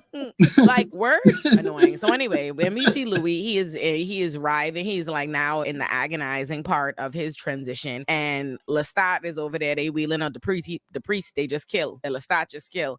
And now Louis is feeding for blood. So he goes to go drink from the priest. And Lestat tells him, no, we don't drink from the dead. We drink from the living. So now they're high off blood while Louis try to figure out how to his new urges. And Lestat is there trying to teach him.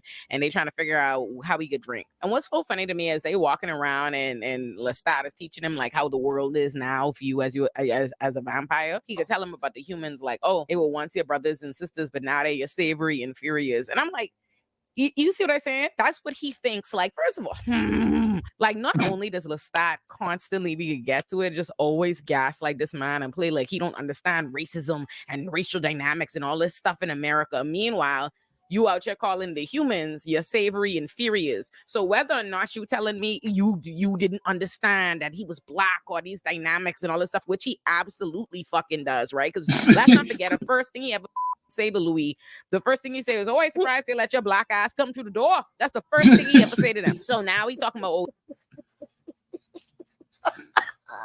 And once again, that is a valid point. Because once again, let's not act like France just didn't have a fucking empire. like they didn't have like some shit going down. Like there's a reason why colonies in Africa, colonies and there's a reason why Central America and the Caribbean, like Haitians. Like there's a reason why Louisiana has Creole people. Like Creole's nothing but black French people. Let's be real. Let's be real. It's like just black. Is it Creole people that were Canadians, or is it Cajuns that were Canadians?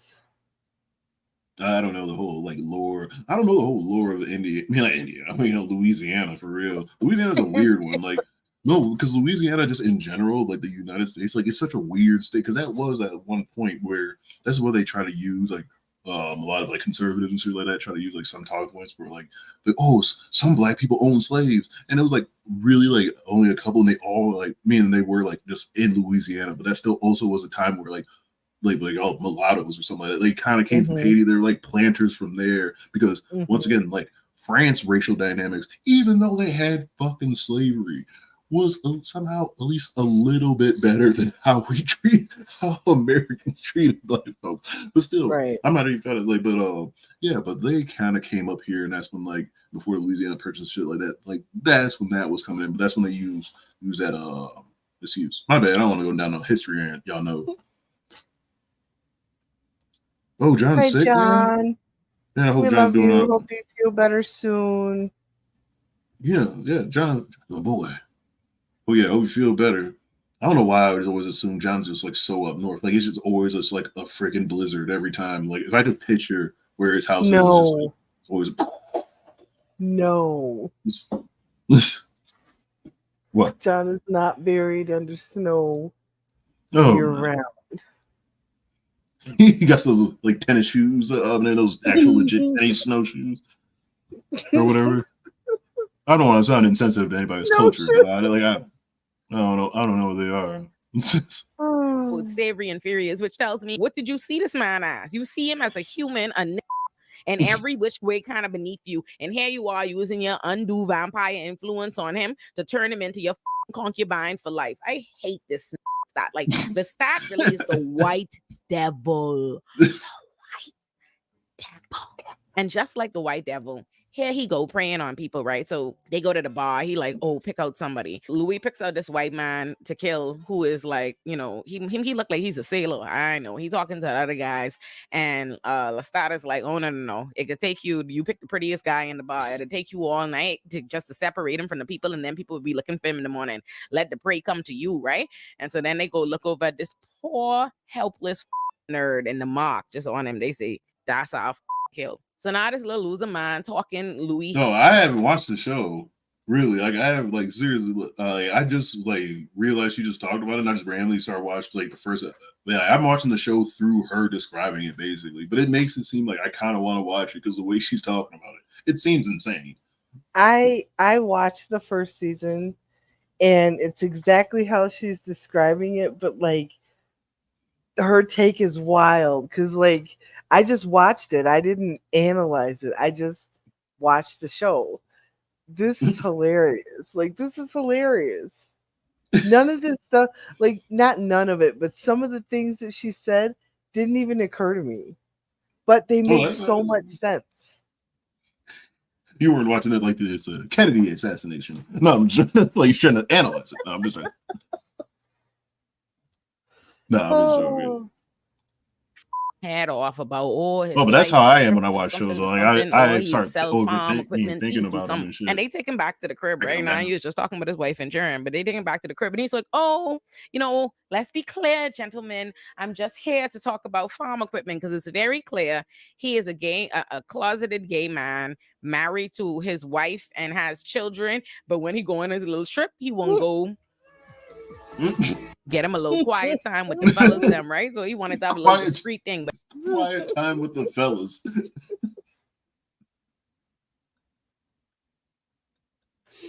Self-care is important. If I ever heard that shit, quiet time with the fellas.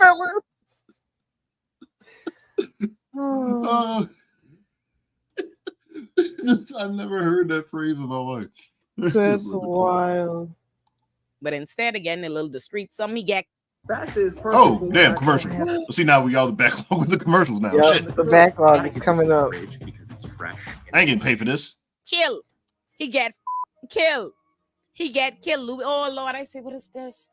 Kill the man immediately. Then after that, once Louis drink this man, he started freaking himself out. He's like, I need to go home. I have things to do. He you know, he was just a human. He wouldn't go back to his human life into to some degree. The things he have to do. He's like, oh, I have to go home. Yep. Elsie is like, not Elsie, Lestat and this bitch ass man. I was calling him Elsie the first episode because I didn't want to say Lestat. I like that name just wasn't rolling off my tongue. But I just don't feel the need. I don't feel right calling the white devil nickname. So Lestat and his bitch ass, right? Lestat is like, oh, this is your home now. This is your home, Louis. And Louis is like, no, don't get the fuck up off me, Louis. Spot him, push him all the way to the thing and going outside. Now, the minute and as he was going outside, Lestat was like, you're gonna have a hard time doing that. And mind you, I thought because Lestat's so wicked, I said, oh Lord, he won't go home. Lestat done murder your whole family, eh? But no, he go outside and immediately start burning up because his ass agreed to be a vampire before reading the terms and services. You can't be in the sun. Like, it didn't even occur to him to ask Lestat what he is. Yeah, this part where like he said, yeah, like this was what they was gonna ask. Did he ever ask him? Like I know she's summarizing it, but yeah, did he ever even ask him what the fuck he was? No. And you were just cool with it, like you just roll with it, like that's like his dumbass just the whole time he was friend with him. Oh, you and your tricks where you just read mind and stop time. Then he saw him viciously decapitate and murder priests, and he was like, I want to do that too. He ain't even asked the man what he is. And the funny thing is, I'm like, I trying to think to myself, if I didn't know I was watching a show of vampires, if I was just walking through my life and I met a white man who read my mind. We're on episode 2 of Miss Olay talking about Interview with a Vampire over here. She's fucking hilarious. And then the next time I saw him, after I was in the church begging the priest them to free me from said scary white man who stops time and reads minds, I then saw him rip the priest's head off. I would probably think that this is the Antichrist. Like I can't. I trying to think like what could you be? Like imagine a white man on all fours flying through the air, murking a priest, and then trying to sell you on anything. I'm sorry. It can sound like a slur. The way she does it.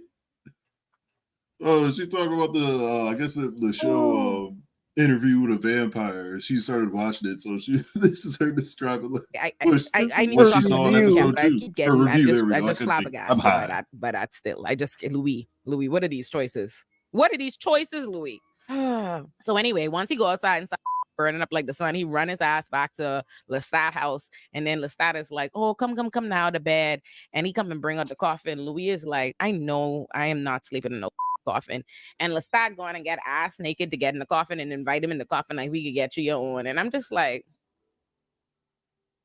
respectfully too, why they gotta sleep in the coffin?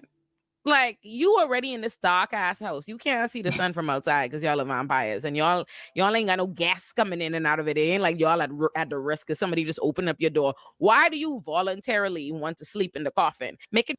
That's something I never got about vampires. Kind of like I understand. I guess back when like during certain times where you had catacombs and shit like that, would be like people really wouldn't fuck with you, and you had castles and shit like that. But like nowadays.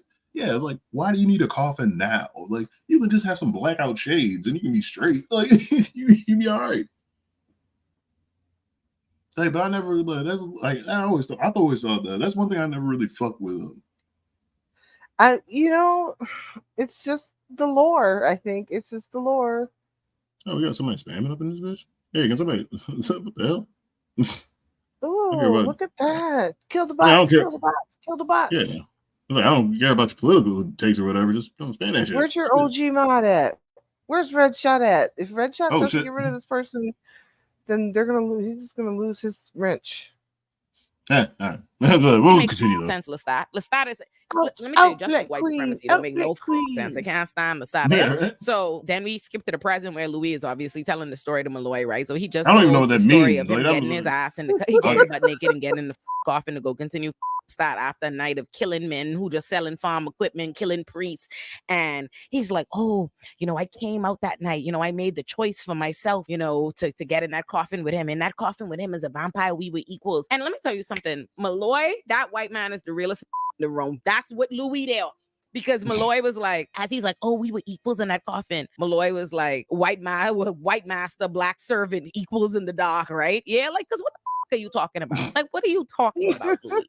Like, so then as they having this conversation, Malloy and Louis, what are you talking about? Weirdo. He brings out a living rabbit just so he could eat this rabbit in front of Malloy and start making some points and foolishness about how a book should be a warning to people. Then he starts talking about how as vampires they part of the divine plan, the ability to see all of man's life in front of them, and then having the ability to end it and all this different bullshit and being the opposite to life and death, some kind of nonsense. And Malloy is sitting there like, I hope you don't expect the readers to go for this shit. Like, so we see more of Lestat trying to teach Louis about his about his powers, and then Louis realizes, oh, he could read minds, right? Because Lestat starts telling him what the people around him are. I never trust no people with those hats. Like those straw hats or whatever. Like, I don't trust people with the Bruno Mars hats. You have those type of hats, like those old type and those weird plantation. I assume that you like it might be a delightful, refreshing drink, but I assume that you have like a weird plantation house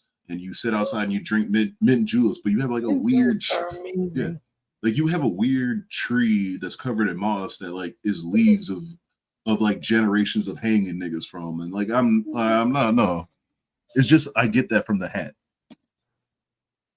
We was like, oh, well, stop holding up on the powers. Teach me how to do that. I want to read people's minds. And the status like, oh, what a inconvenient, cumbersome gift we have as vampires to hear humans' pointless thoughts and blah, blah, blah.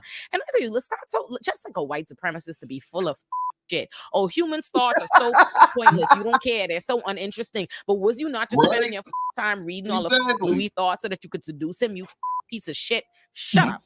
Like all around the people. And then he was like, all humans' thoughts all boil down to either I want food, I want to go home, and I want sex. And I was like, I think I'm vaguely trying to remember like the movie, the older movie, the movie or whatever.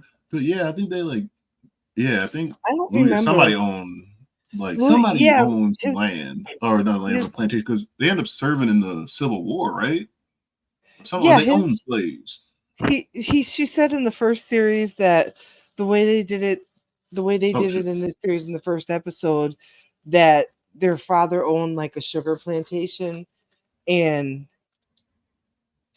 and he died, but then Louis said that they were on the verge of bankruptcy, and that's why he opened the brothels. Oh, you're talking about the show. Okay, no, I was talking about Yeah. the original movie. Yeah, this was my bad. No, but I'm with you. Okay, I didn't know what you're talking about. I was like, that was not in the book. And I was like, not the book. I mean the original movie. I was like, what are you talking about? Like, shut the fuck up, you arrogant piece of shit. Like, you clearly don't kick it with nobody. You know what I mean? I was like, when you have all this immortality and all these gifts and stuff, you clearly haven't bothered to use it to go have no enlightened conversation with no enlightened people. Because let me tell you something. First and foremost, some of us want sandwiches. Okay. No, I trust Luffy. Right now. Yeah, I trust Luffy's straw hat. Like that's a different style of hat. Like I'm saying, it's a certain style of a straw hat. It's that I own land in the deep south hat. that hat. Toxic broccoli. We want to chill. We want cats. We want, like, did he even say Brad? What he said? I want food. I want to go home, and I want sex. It wasn't even I want money. I want bread. Wasn't even on the list. I want mental stability. Wasn't on the list. I want equality, freedom. He literally standing next to a black man who every opportunity he gets start making noise about the inequality of being a black man in America, and this mother. Oh, all humans want is food, to go home, and sex. No, all you want, bitch ass. Hate that. Like, I hate it. I supposed to be cracking jokes for sure. See, y'all want me to watch the show? I see House of Dragons. I was cracking my little jokey jokes. Y'all want me to watch this? And all I doing is sitting there like this. Every time the start open his mouth, I'm like, why don't you shut the f up? Even the examples he was pointing to, he was like listening to a homeless man, he was listening to a woman, and he was listening to a black man on the road to like illustrate his points that all people just either want food or want sex or want to go home. And that was such a wild, ignorant oversimplification of what them people were saying. The homeless man was talking about he's hungry, and they in the church talking to him about, oh, he should just pray, but he can't eat, like pray and God ain't with who could give him food, right? I'm like, you don't feel like that boils down to a little bit more than he wants food? Maybe like some basic human rights, some equality, bitch ass. And the black man was talking about wanting to make it and wanting to accomplish something and wanting to leave.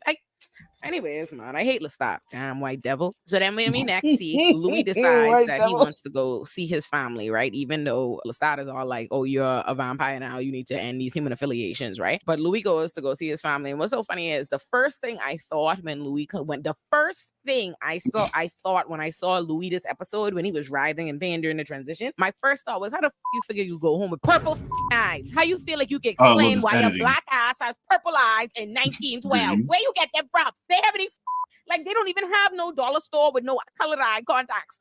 And but you know what? He was on top of that because he showed up to his mommy house in fashionable shades. Oh, this is where because I already watched this, but this is another one. I've been saying this line coming up for like the past, I don't know, since this video came up, for like the past week. Just this one part about these shades, and it's so, I don't know why, but I got to get this clip. I need to know how to do it, but for some reason, the way she says it, which his mommy then thought to herself in her mind as he could read was, this gay. his mommy in her mind, he listening to mommy mind, and mommy's like, just like a homosexual to be doing their nails like that and wearing these gay ass shades. So then from there, I've been saying gay ass shades for no reason. Oh, so the way she says it. To be fair, White Devil is these gay ass shades. After he leaves his bitch ass mommy, you know what I thought was funny though? When Lestat greets the mommy. Lestat is such a shady bitch, and it is make me laugh the way he's be shady. I ain't gonna lie. I hate him, but this was funny to me because I can't even stand Louis mommy. Lestat was like, thank you for the invitation. She was like, I don't remember inviting you, but take your overdress. She was like, take your overdress ass and go have some fun. And he was like, He said, I see you with a banjo band in your. He said, "Oh, I see you with a banjo band in your front yard." But the way he didn't have to say anything else. It was just the way it was like she shaded him, and my mind just was like, right.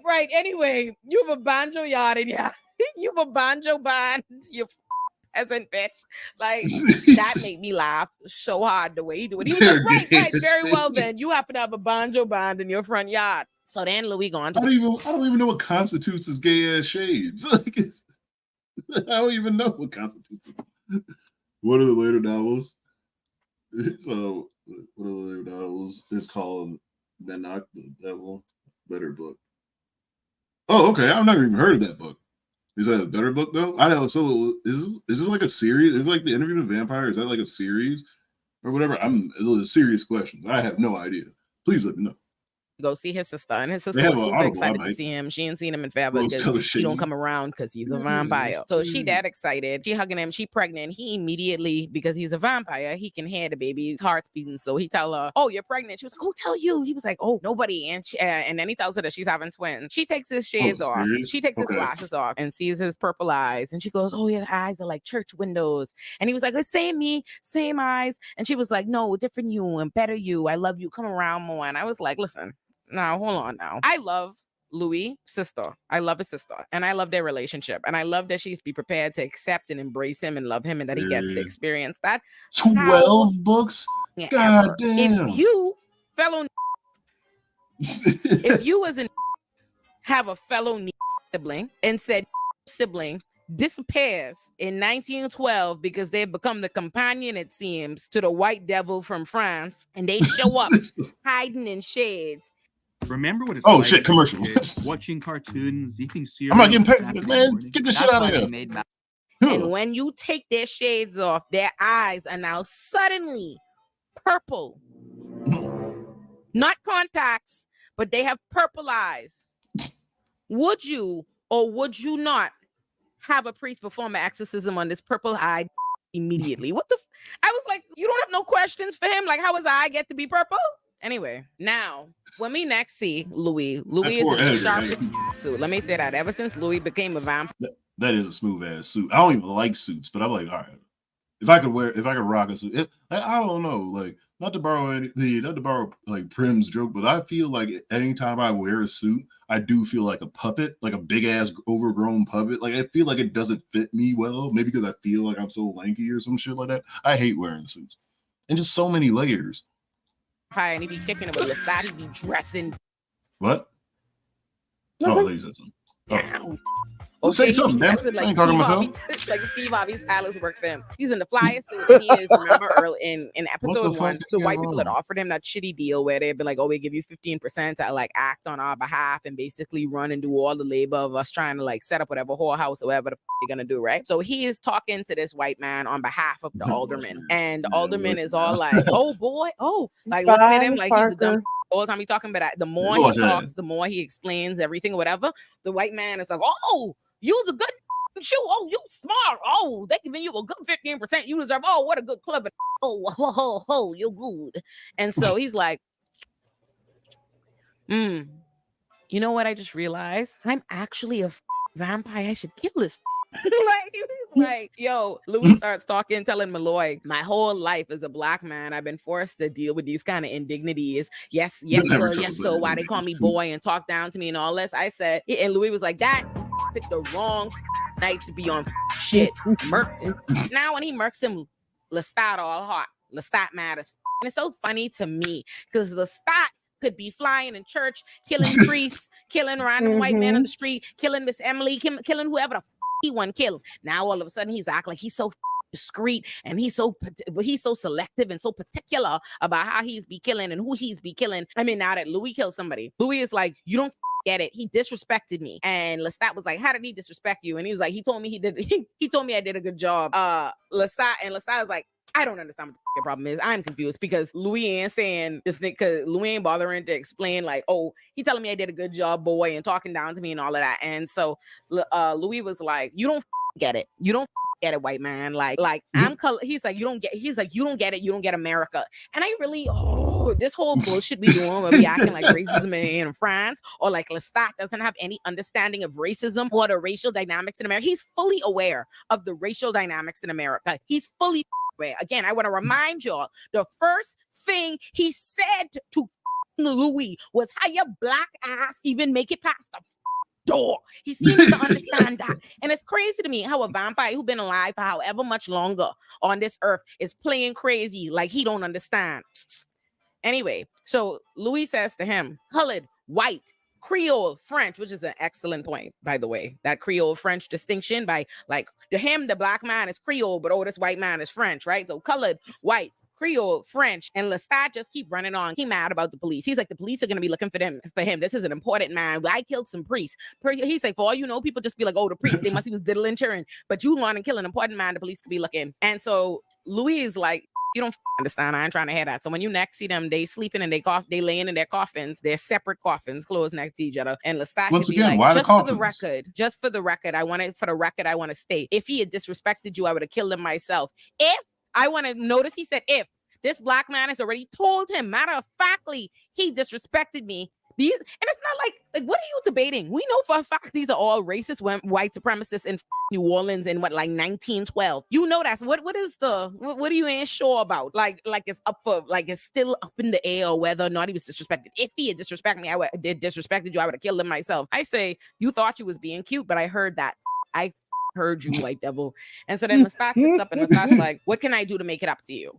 And so Louis says, I want to buy the fair play. And then as Lestat immediately goes, oh, that's ambitious. And I say, you see this white devil here? He done. Lestat trying my patience, okay? He's separate beds trying like 1950 my shows. patient. Lex, my grandparents before slept they in even end up in separate a beds. coffin, when Lestat was just Really? Mm-hmm. They slept in twin beds in the same bedroom. Twin beds, that's just villainous right there. Oh my goodness. Oh man. There's nothing more uncomfortable than a twin bed. But it was like, I only thought that was a TV thing, like a I Love Lucy type of thing. Like I didn't know that was an actual thing though, until like I think I grew up and I guess I just like learned more about history. Like, oh yeah, people. I was like, what? So, oh no, she's from the Bahamas, or yeah, well, Bahamian. They say yeah. So why not a queen size coffin? I was like, oh, no, yeah. A queen size coffin. Well, can I get a Cali King, please? I like to really spread out. Like, mad about him killing this guy. But once like, again, oh, listen, you see, talking about coffins, you don't need the coffin though. You can make sure no light comes in. You can have a part of a house that doesn't have a window. Like, why do you need the need for a coffin? You need to behave, fledgling, blah, blah, blah, blah, blah. Show restraint, fledgling, blah, blah, blah. Whatever, fledgling. And Louis was like, it's starting to sound a lot like slave. Stop saying that shit to me. So anyway, Lestat buy him the fair play. When Lestat buy him the fair play, Louis immediately puts his girls on. He says he paid all the people at the fair play better than they'd ever been paid before. He also made sure he paid Lestat all his money back, which was a point of pride for him. So he was big popping, had a bunch of money. He say from like 1912 to 1970, he was making plenty money. But what he wasn't going and doing was seeing his family. Okay, so he finally decides to go see his family, go see his sister, and she's and when he go to see his sister, the sister we had just seen when she was pregnant with the twins, she done had the twins, and she now done had a third baby, and it's the first time he coming around. She ain't seeing none, and she's upset. She's like, "Oh, that's because you've been with this goddamn white man," and it's like, yes, actually, sister, but it's deeper than that. He's not just with the white man; he's with the white devil, and he's joined him in hell. Oh my God. So now the sister give him the baby to hold, right? And now the sister goes to leave the room. He holding the baby and he out here, but he's a vampire. So now he's struggling not to eat the baby. All you hear is the baby heart beating, the baby this. And the sister come back in the room just in time to stop him. But then she going to leave the room again and give him the baby. And this point, fangs out. So now when we pause the story right there, and Louis tells Malloy, you know, I don't kill anymore. I haven't killed since the year 2000. And Malloy's like, yeah. And you eat the baby. And he's like, oh, those other vampires are still a slave to the blood, not me. I said, I haven't killed since 2000. And then they have like a boy toy come in to come sit next to him for him to go drink this man dry, right? Not dry. He ain't kill him. No, all right. When I seen that little clip right there, I almost had a problem with it. Now, once again, like we're talking about hypothetically in our world, let's say we have vampires, right? You're interviewing a motherfucker, right? But then he has like, eventually he's gonna get hungry. It feels like, it's gonna be a while for for him to tell a story. Like eventually he might have to like, take a drink or something like that. But if you bring in a live band, don't stare me down while you're doing like you as the person getting drank out of. Why are you staring me down for? Like, what the fuck is this? Is that like a weird power move? Like, like why are you looking intimidating to me? He said, what about vampires and garlic? I have no idea how that connects. He did cause him to fall out, though. He did take quite a sip out the man. And as he's saying all this and doing all of this, my lawyer's like, did you eat the baby? But he didn't eat the baby. Rather than eat the baby, what he did was leave the baby on the ground and flee. Now, his sister does not know he's a vampire. So yeah, she's about to say almost how I feel. He said, leave the baby on the ground. That is wild. So from That's her crazy, mind, imagine from the sister perspective, their younger brother died, and then you immediately left to go be with the white devil. Now you don't come around. It's been years, and when you show up and she give you her baby to hold, you leave her baby. A baby on the ground crying and screaming. Let me tell you something. He don't have to worry about them no more. He don't have to worry about going around his family no more. Because if I know black people like I know black people, they go curb stomp him in the kitchen when he get there. You gonna leave the baby on the ground? So then when he rushed back to, when we see him again, he's back home with the start all stressed out. He's like, oh my God, I'll never be able to control myself. I couldn't even be around my own nephew. Oh my God, I'm so stressed out. And Lestat is like, oh, there. If you really love your family, I tell you, you should stop going around them. Spare them this. You're a vampire. And my like, so what? So I ain't gonna ever have a family of my own? Like, he's like, you should just go ahead and put me in incinerator mine. Like, this ain't it. And Lestat is like, oh, what if we went on a vacation? What if we went on a trip? And Louis is like, this man, it almost like this hearing me say, just almost eat my nephew. This man talking about a trip. We cannot go in daylight, but this man talking about he want to take trip. And then Lestat is like, oh, okay, never mind. All right. Because Lestat wanted to go to Rome, but he say, okay, never mind. Let's have Rome come to us. And then Louis say, oh, not another opera. Oh my God. And if sure enough, another opera. He was like, oh, I had tuxedos made for us. I've neglected our romance. And Louis received this like this was cute. And Louis received this like this was cute. And then immediately what you see is they say, but no, she's not Nation of Islam. No, she's not religious at all. From what she said from earlier, I think from the first episode. Nah, she's not religious. He said Nation of Islam. No, trust me, I could pick up a cent of a Nation of Islam, or maybe even a 5%er. Yeah, nah, she. No, Louis can't go where they have to go. The different place where they have to go to watch these operas is not like they don't give a that Louis have a little bit of money. He's a they are not on his and he can't be there. So in order for Lestat and Louis to go to this opera place as a black man and a white man, Louis has to pretend to be his servant, walk behind him, treat him as has to pretend to be his valet, walk behind him, take his coat, do all of this, right? And I think it's so funny to me how Lestat plays like he don't understand the dynamics, but he's know exactly what it is to have Louis doing this kind of bullshit. And I think it's interesting how it's already upset. You act like you don't get it, even though he constantly talking to you about this. This is your partner. He's telling you how he feels the indignity of as a black man having to be in these experiences and having to be treated like this and having to be in these roles. And you think that, oh, when he's already upset because you already took his mortal life and turned him into a vampire that can't be around his baby nephew. You think, oh, you know what would really make a nice night? What would really make this a nice night? What would be really romantic? If I made him go to the opera again so he could have to pretend to be my valet and feel like a boy in the goddamn seat. I say, babe, I hate this Lestat. Lestat is a bitch ass. I hate Lestat. And I can't believe Louis, like, I just be like, Lord, Louis, you find yourself in this position. Louis is like, I'm sitting there mad as right, like boiling over because he hates this, the indignities of this. And this could see that. He know that. So isn't that interesting? And the fact that Louis said another opera, which means you regularly have him going to the opera. So you know this experience where he is being mad because he is forced to have to act like a servant to you, and that's what you like. That's what your idea of a romantic outing is. Mother's like, I want him to put a ice stake through this. Yes, I hate Lestat. And then, as Lestat's version of trying to disarm him, as Louis said he did and was successful somehow in Louis' mind, was to, as he sees Louis sitting there like stewing over the fact. No, I mean, like in theory, yes, like you say, White Devil is like that. But no, I think like in theory, like you just say White Devil, just like kind of like how like this is what I get from it is like just how the show is written, because it is like, because it's like this, and I don't know if you guys know it. You ever watched or you guys are a fan of blaxploitation movies, but Blackula, like it almost seems like this almost has like comparisons to that, like where like the what do I say, white vampire that changes both black people or whatever in there, or like a representation of just racism in general, or white power, or like not white power, but you know, basically like white, because white is not really a race. It's like this power structure or whatever, especially in America or whatever. Like that's what they're saying, but like of White Devil like that, but not like just saying like as of all white people. But like this is like that's where my what's name is, but that's where my theory or wherever it is. But my stuff is based on a movie from like 1970, like two.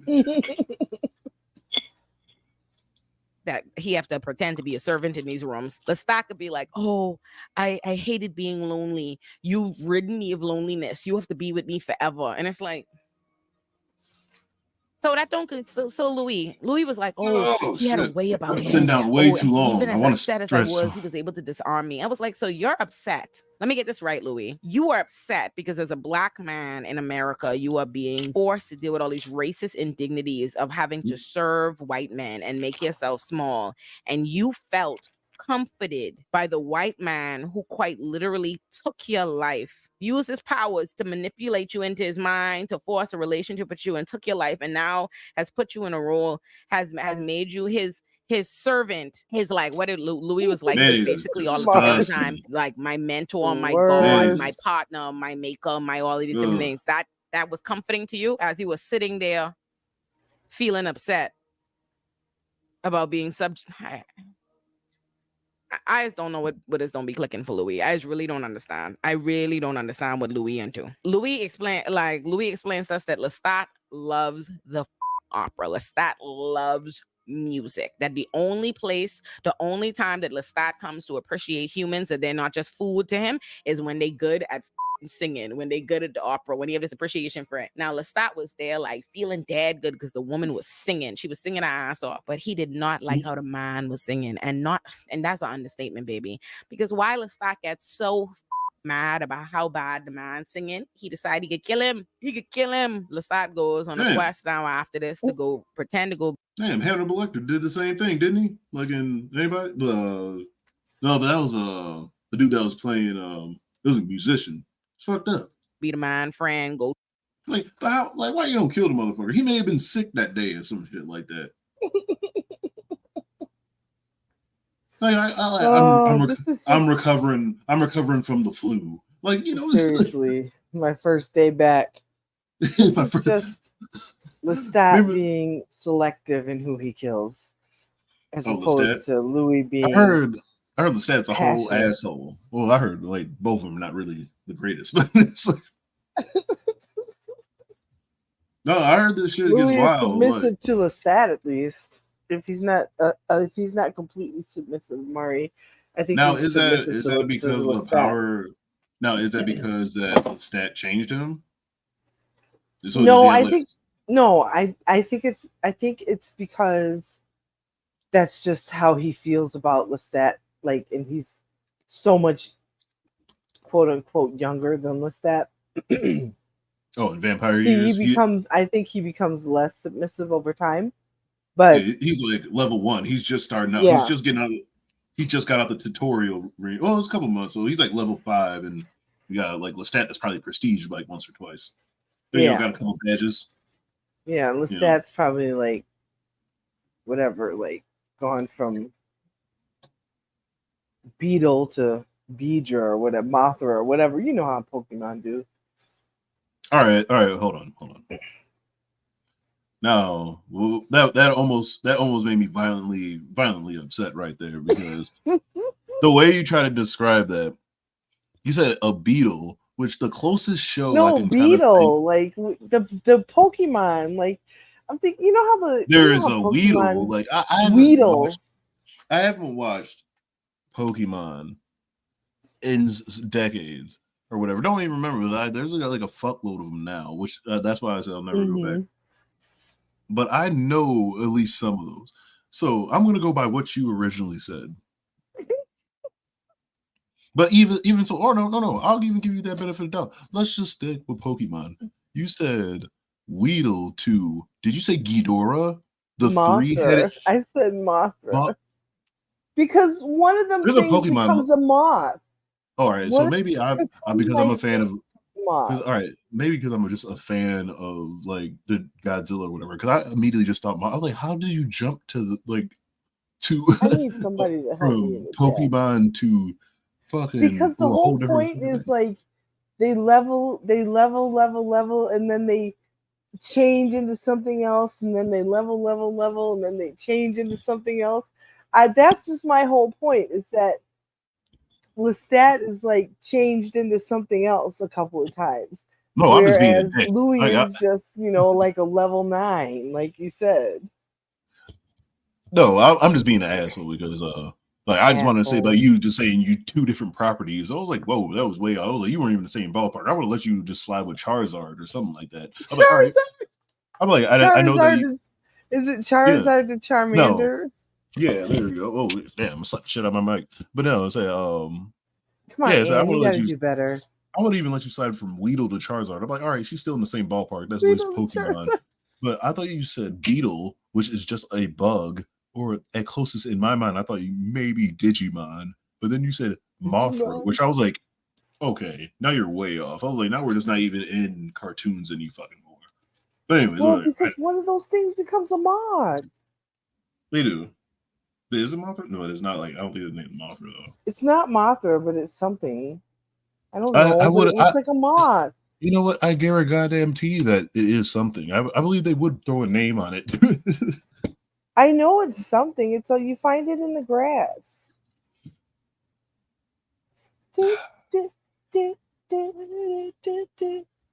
Push play. All right, we're almost done. We'll talk him up. So we can go take him back home.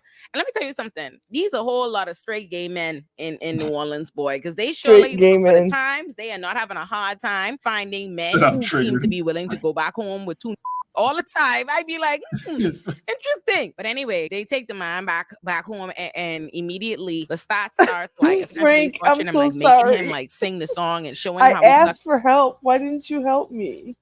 No, he's like, I had to see the real you. He's like, you're showing yourself, so you don't even know it. You couldn't even be in the same ballpark. Them telling him how terrible he was, and then immediately go kill the man. He don't kill him immediately, like stabs him in the throat so the man could die. Venomoth, there we go. And when he does that, Louis screams out. Louis like, "Why do you have to do that? Why do you have to humiliate?" Thank you, ladies and gentlemen. I'll be here all week. Try the prime rib. It's all right. You only had 30 years to at least pick up some of them. Like, humiliate the man, and Lestat gets angry, like, and Lestat was like, because I enjoy it. At least I'm not trying to make you enjoy it. He was like, kill him fast if you need to, but kill him. Okay, you're a killer. Embrace your instinct, because Lestat is hell bent on trying to force Louis to be the worst version of himself, because that's the only way he could be with a nigga like Lestat. Gag him. So Louis watching Lestat. It's an attitude. Pokemon to Godzilla. Yeah, but then she did that. That just threw me off. I was like, wait a minute. I was like, I don't think there's a Mothra in Pokemon. It threw me off. Yeah, you wanted to see where it went. Well, I thought she said,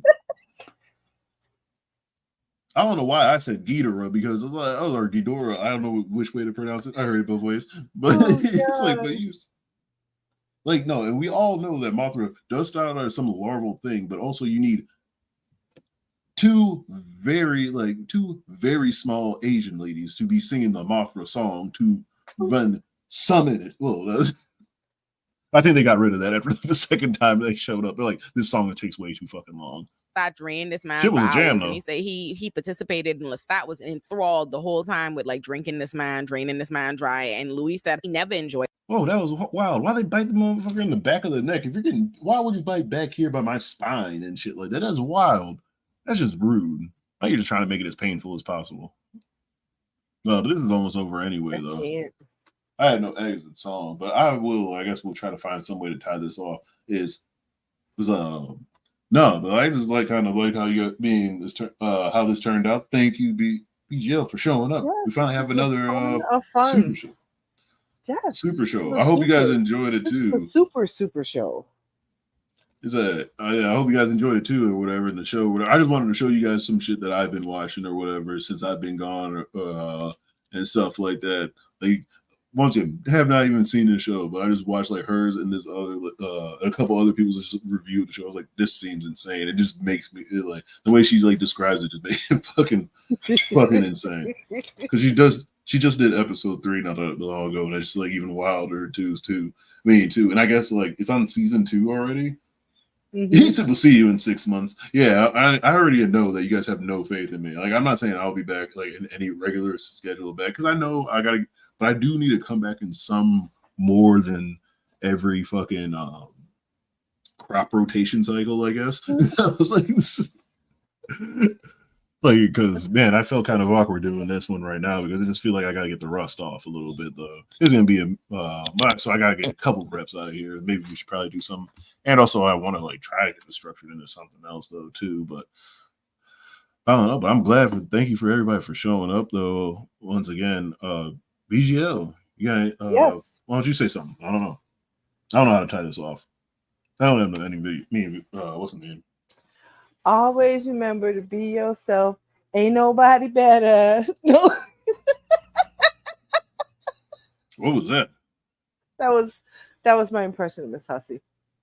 Oh, okay. I thought you were. I was like, "What song is that?" Are you singing like the Magic School Bus song or something? Yeah, love you. Right. So, see, I was here when Tito came back. It's like a rare. I was there when Tito came back. You experienced it. I came back like I'm. This is like I'm not the Avatar or some shit like that. He's like, and when we all needed him, he vanished. And he's like, no, why? You got other stuff to watch, but no. He said, I'm worse than you. He said, love came back, came back. Yeah, that's what I'm saying. It's almost like a gym type thing, though. Yeah, you can go to the gym hard for a long time, but still you miss like one time and you'll fall off for a while. You fall off the wagon. You're like, all right, let me try to get this back in. So YouTube is just a big revolving door. As long as you don't get banned, that is. And then when you do get your channel banned, it becomes a real revolving door. I mean, how am I gonna get my shit back? Like, I don't know. Like, well, not I you. I'm just saying in general. Yeah, I would say don't let me say that because I probably might say something though. But like, yeah, I need to get back in the swing of things. But I also got like random weird requests though because because it's like I still want to eventually play like a game and stream a game and stuff. Like, I don't know which one because just how silly fucking Yakuza that seems hilarious. It's just something about a 45-year-old dude as a protagonist that, if you really think about it, he kind of cracked in his mind a little bit, so he sees everything different. Is interesting to me. I don't know why, but yeah. But other than that, man, I'll just try not to fall into any type of anime loophole again. Just don't recommend any really good anime to me. All right, that might be all right. I'll just stick with One Piece right now, so I can get that, and I'll be all right. I just hit it way too quickly though, because hey, I didn't know there was like be a lot of good writing and shit. Can you blame me? Well, the one thing that's cool about the long absence, I have to say, and I don't think anybody's mentioned it, is how to see how long your hair gets in the room, because your hair is so long now, and it's cracking me up. Not in like a bad way or anything. It's just so long now. I gotta get it retwisted eventually. It's been so long since that. Please, oh my goodness, please get it retwisted. You're acting like I enjoy it. You're like I'm enjoying this. That needs like the weekend a garden hoe and a weed whacker to get the parts back to retwist it. No, I kind of Get your shit I kind of retwisted. violently separate them myself. Oh, that's so freeform. Yep. Hey, I don't mind the freeform. That's amazing. Yeah, I don't mind freeform the way they looking. Just some of them, man. I lost one of them. Well, I lost one of them to the gangster lean. That shit was. I really. There's another. There's another one that's struggling too. Like, but that one might be sacrificed as well. But yeah, eventually I will. But no. All right. I don't know how to end this. But I hope you guys have a great rest of your day. What was this, Labor Day? Shout out to Labor Day. I will try to come back in some type of fashion. Let's try. All right, let me see. Oh no, I'm not going to make any promises. I'm just going to just drop it again, just randomly again like this. I'll just talk to you, BGL, because I don't want to get nobody's hope up or whatever. Because this is like this is, you know what? This is like the point because I recently watched this movie and I forgot how fucked up it was. They used to give us some fucked up movies as children. But I rewatched Angels in the Outfield. And I realized I'm like the dad. He shows up like at the orphanage, just like that one time, just to visit his son, just to let him know I'm not ever fucking coming back. Or basically like, yeah, I'm never gonna be a dad, man. Wow. No, but I'm not like that. But I'm like, but I'm like a different version of that. Like I'm trying to show up and like, I want to come back into your life, kids, or son. But but I already know I kind of fucked up a little bit, so I'm like, hey, let me just set the bar low. I'm gonna be back, okay? But I won't say what time or place yet, but I will be back. No, but I mean, I need to do that just to try to work a little bit better, and I just need to like work on some stuff that I actually want to start implementing in the show. And I got some ideas for some random thumbnails to be made, or to be maybe even drawn, or now I might even end up having it drawn or some shit like that. And I haven't drawn in like over like a decade and a half, so I'm scared about that because that shit fucking sucks. I mean, you just start, right? You just start. You'll still pick up right where you were, right where you left off. Believe it or not, I will not. Move forward. Not at all. I doubt it. But all right. Well, don't doubt yourself. Just do it. Let's stop trying to be all motivating and shit. Get out of here. No, but okay, kiss my ass. I ain't got time for that. Shit. All right, you guys have a good night. No, all right. You can't. You're stuck with me. All right, guys. Bye. Bye.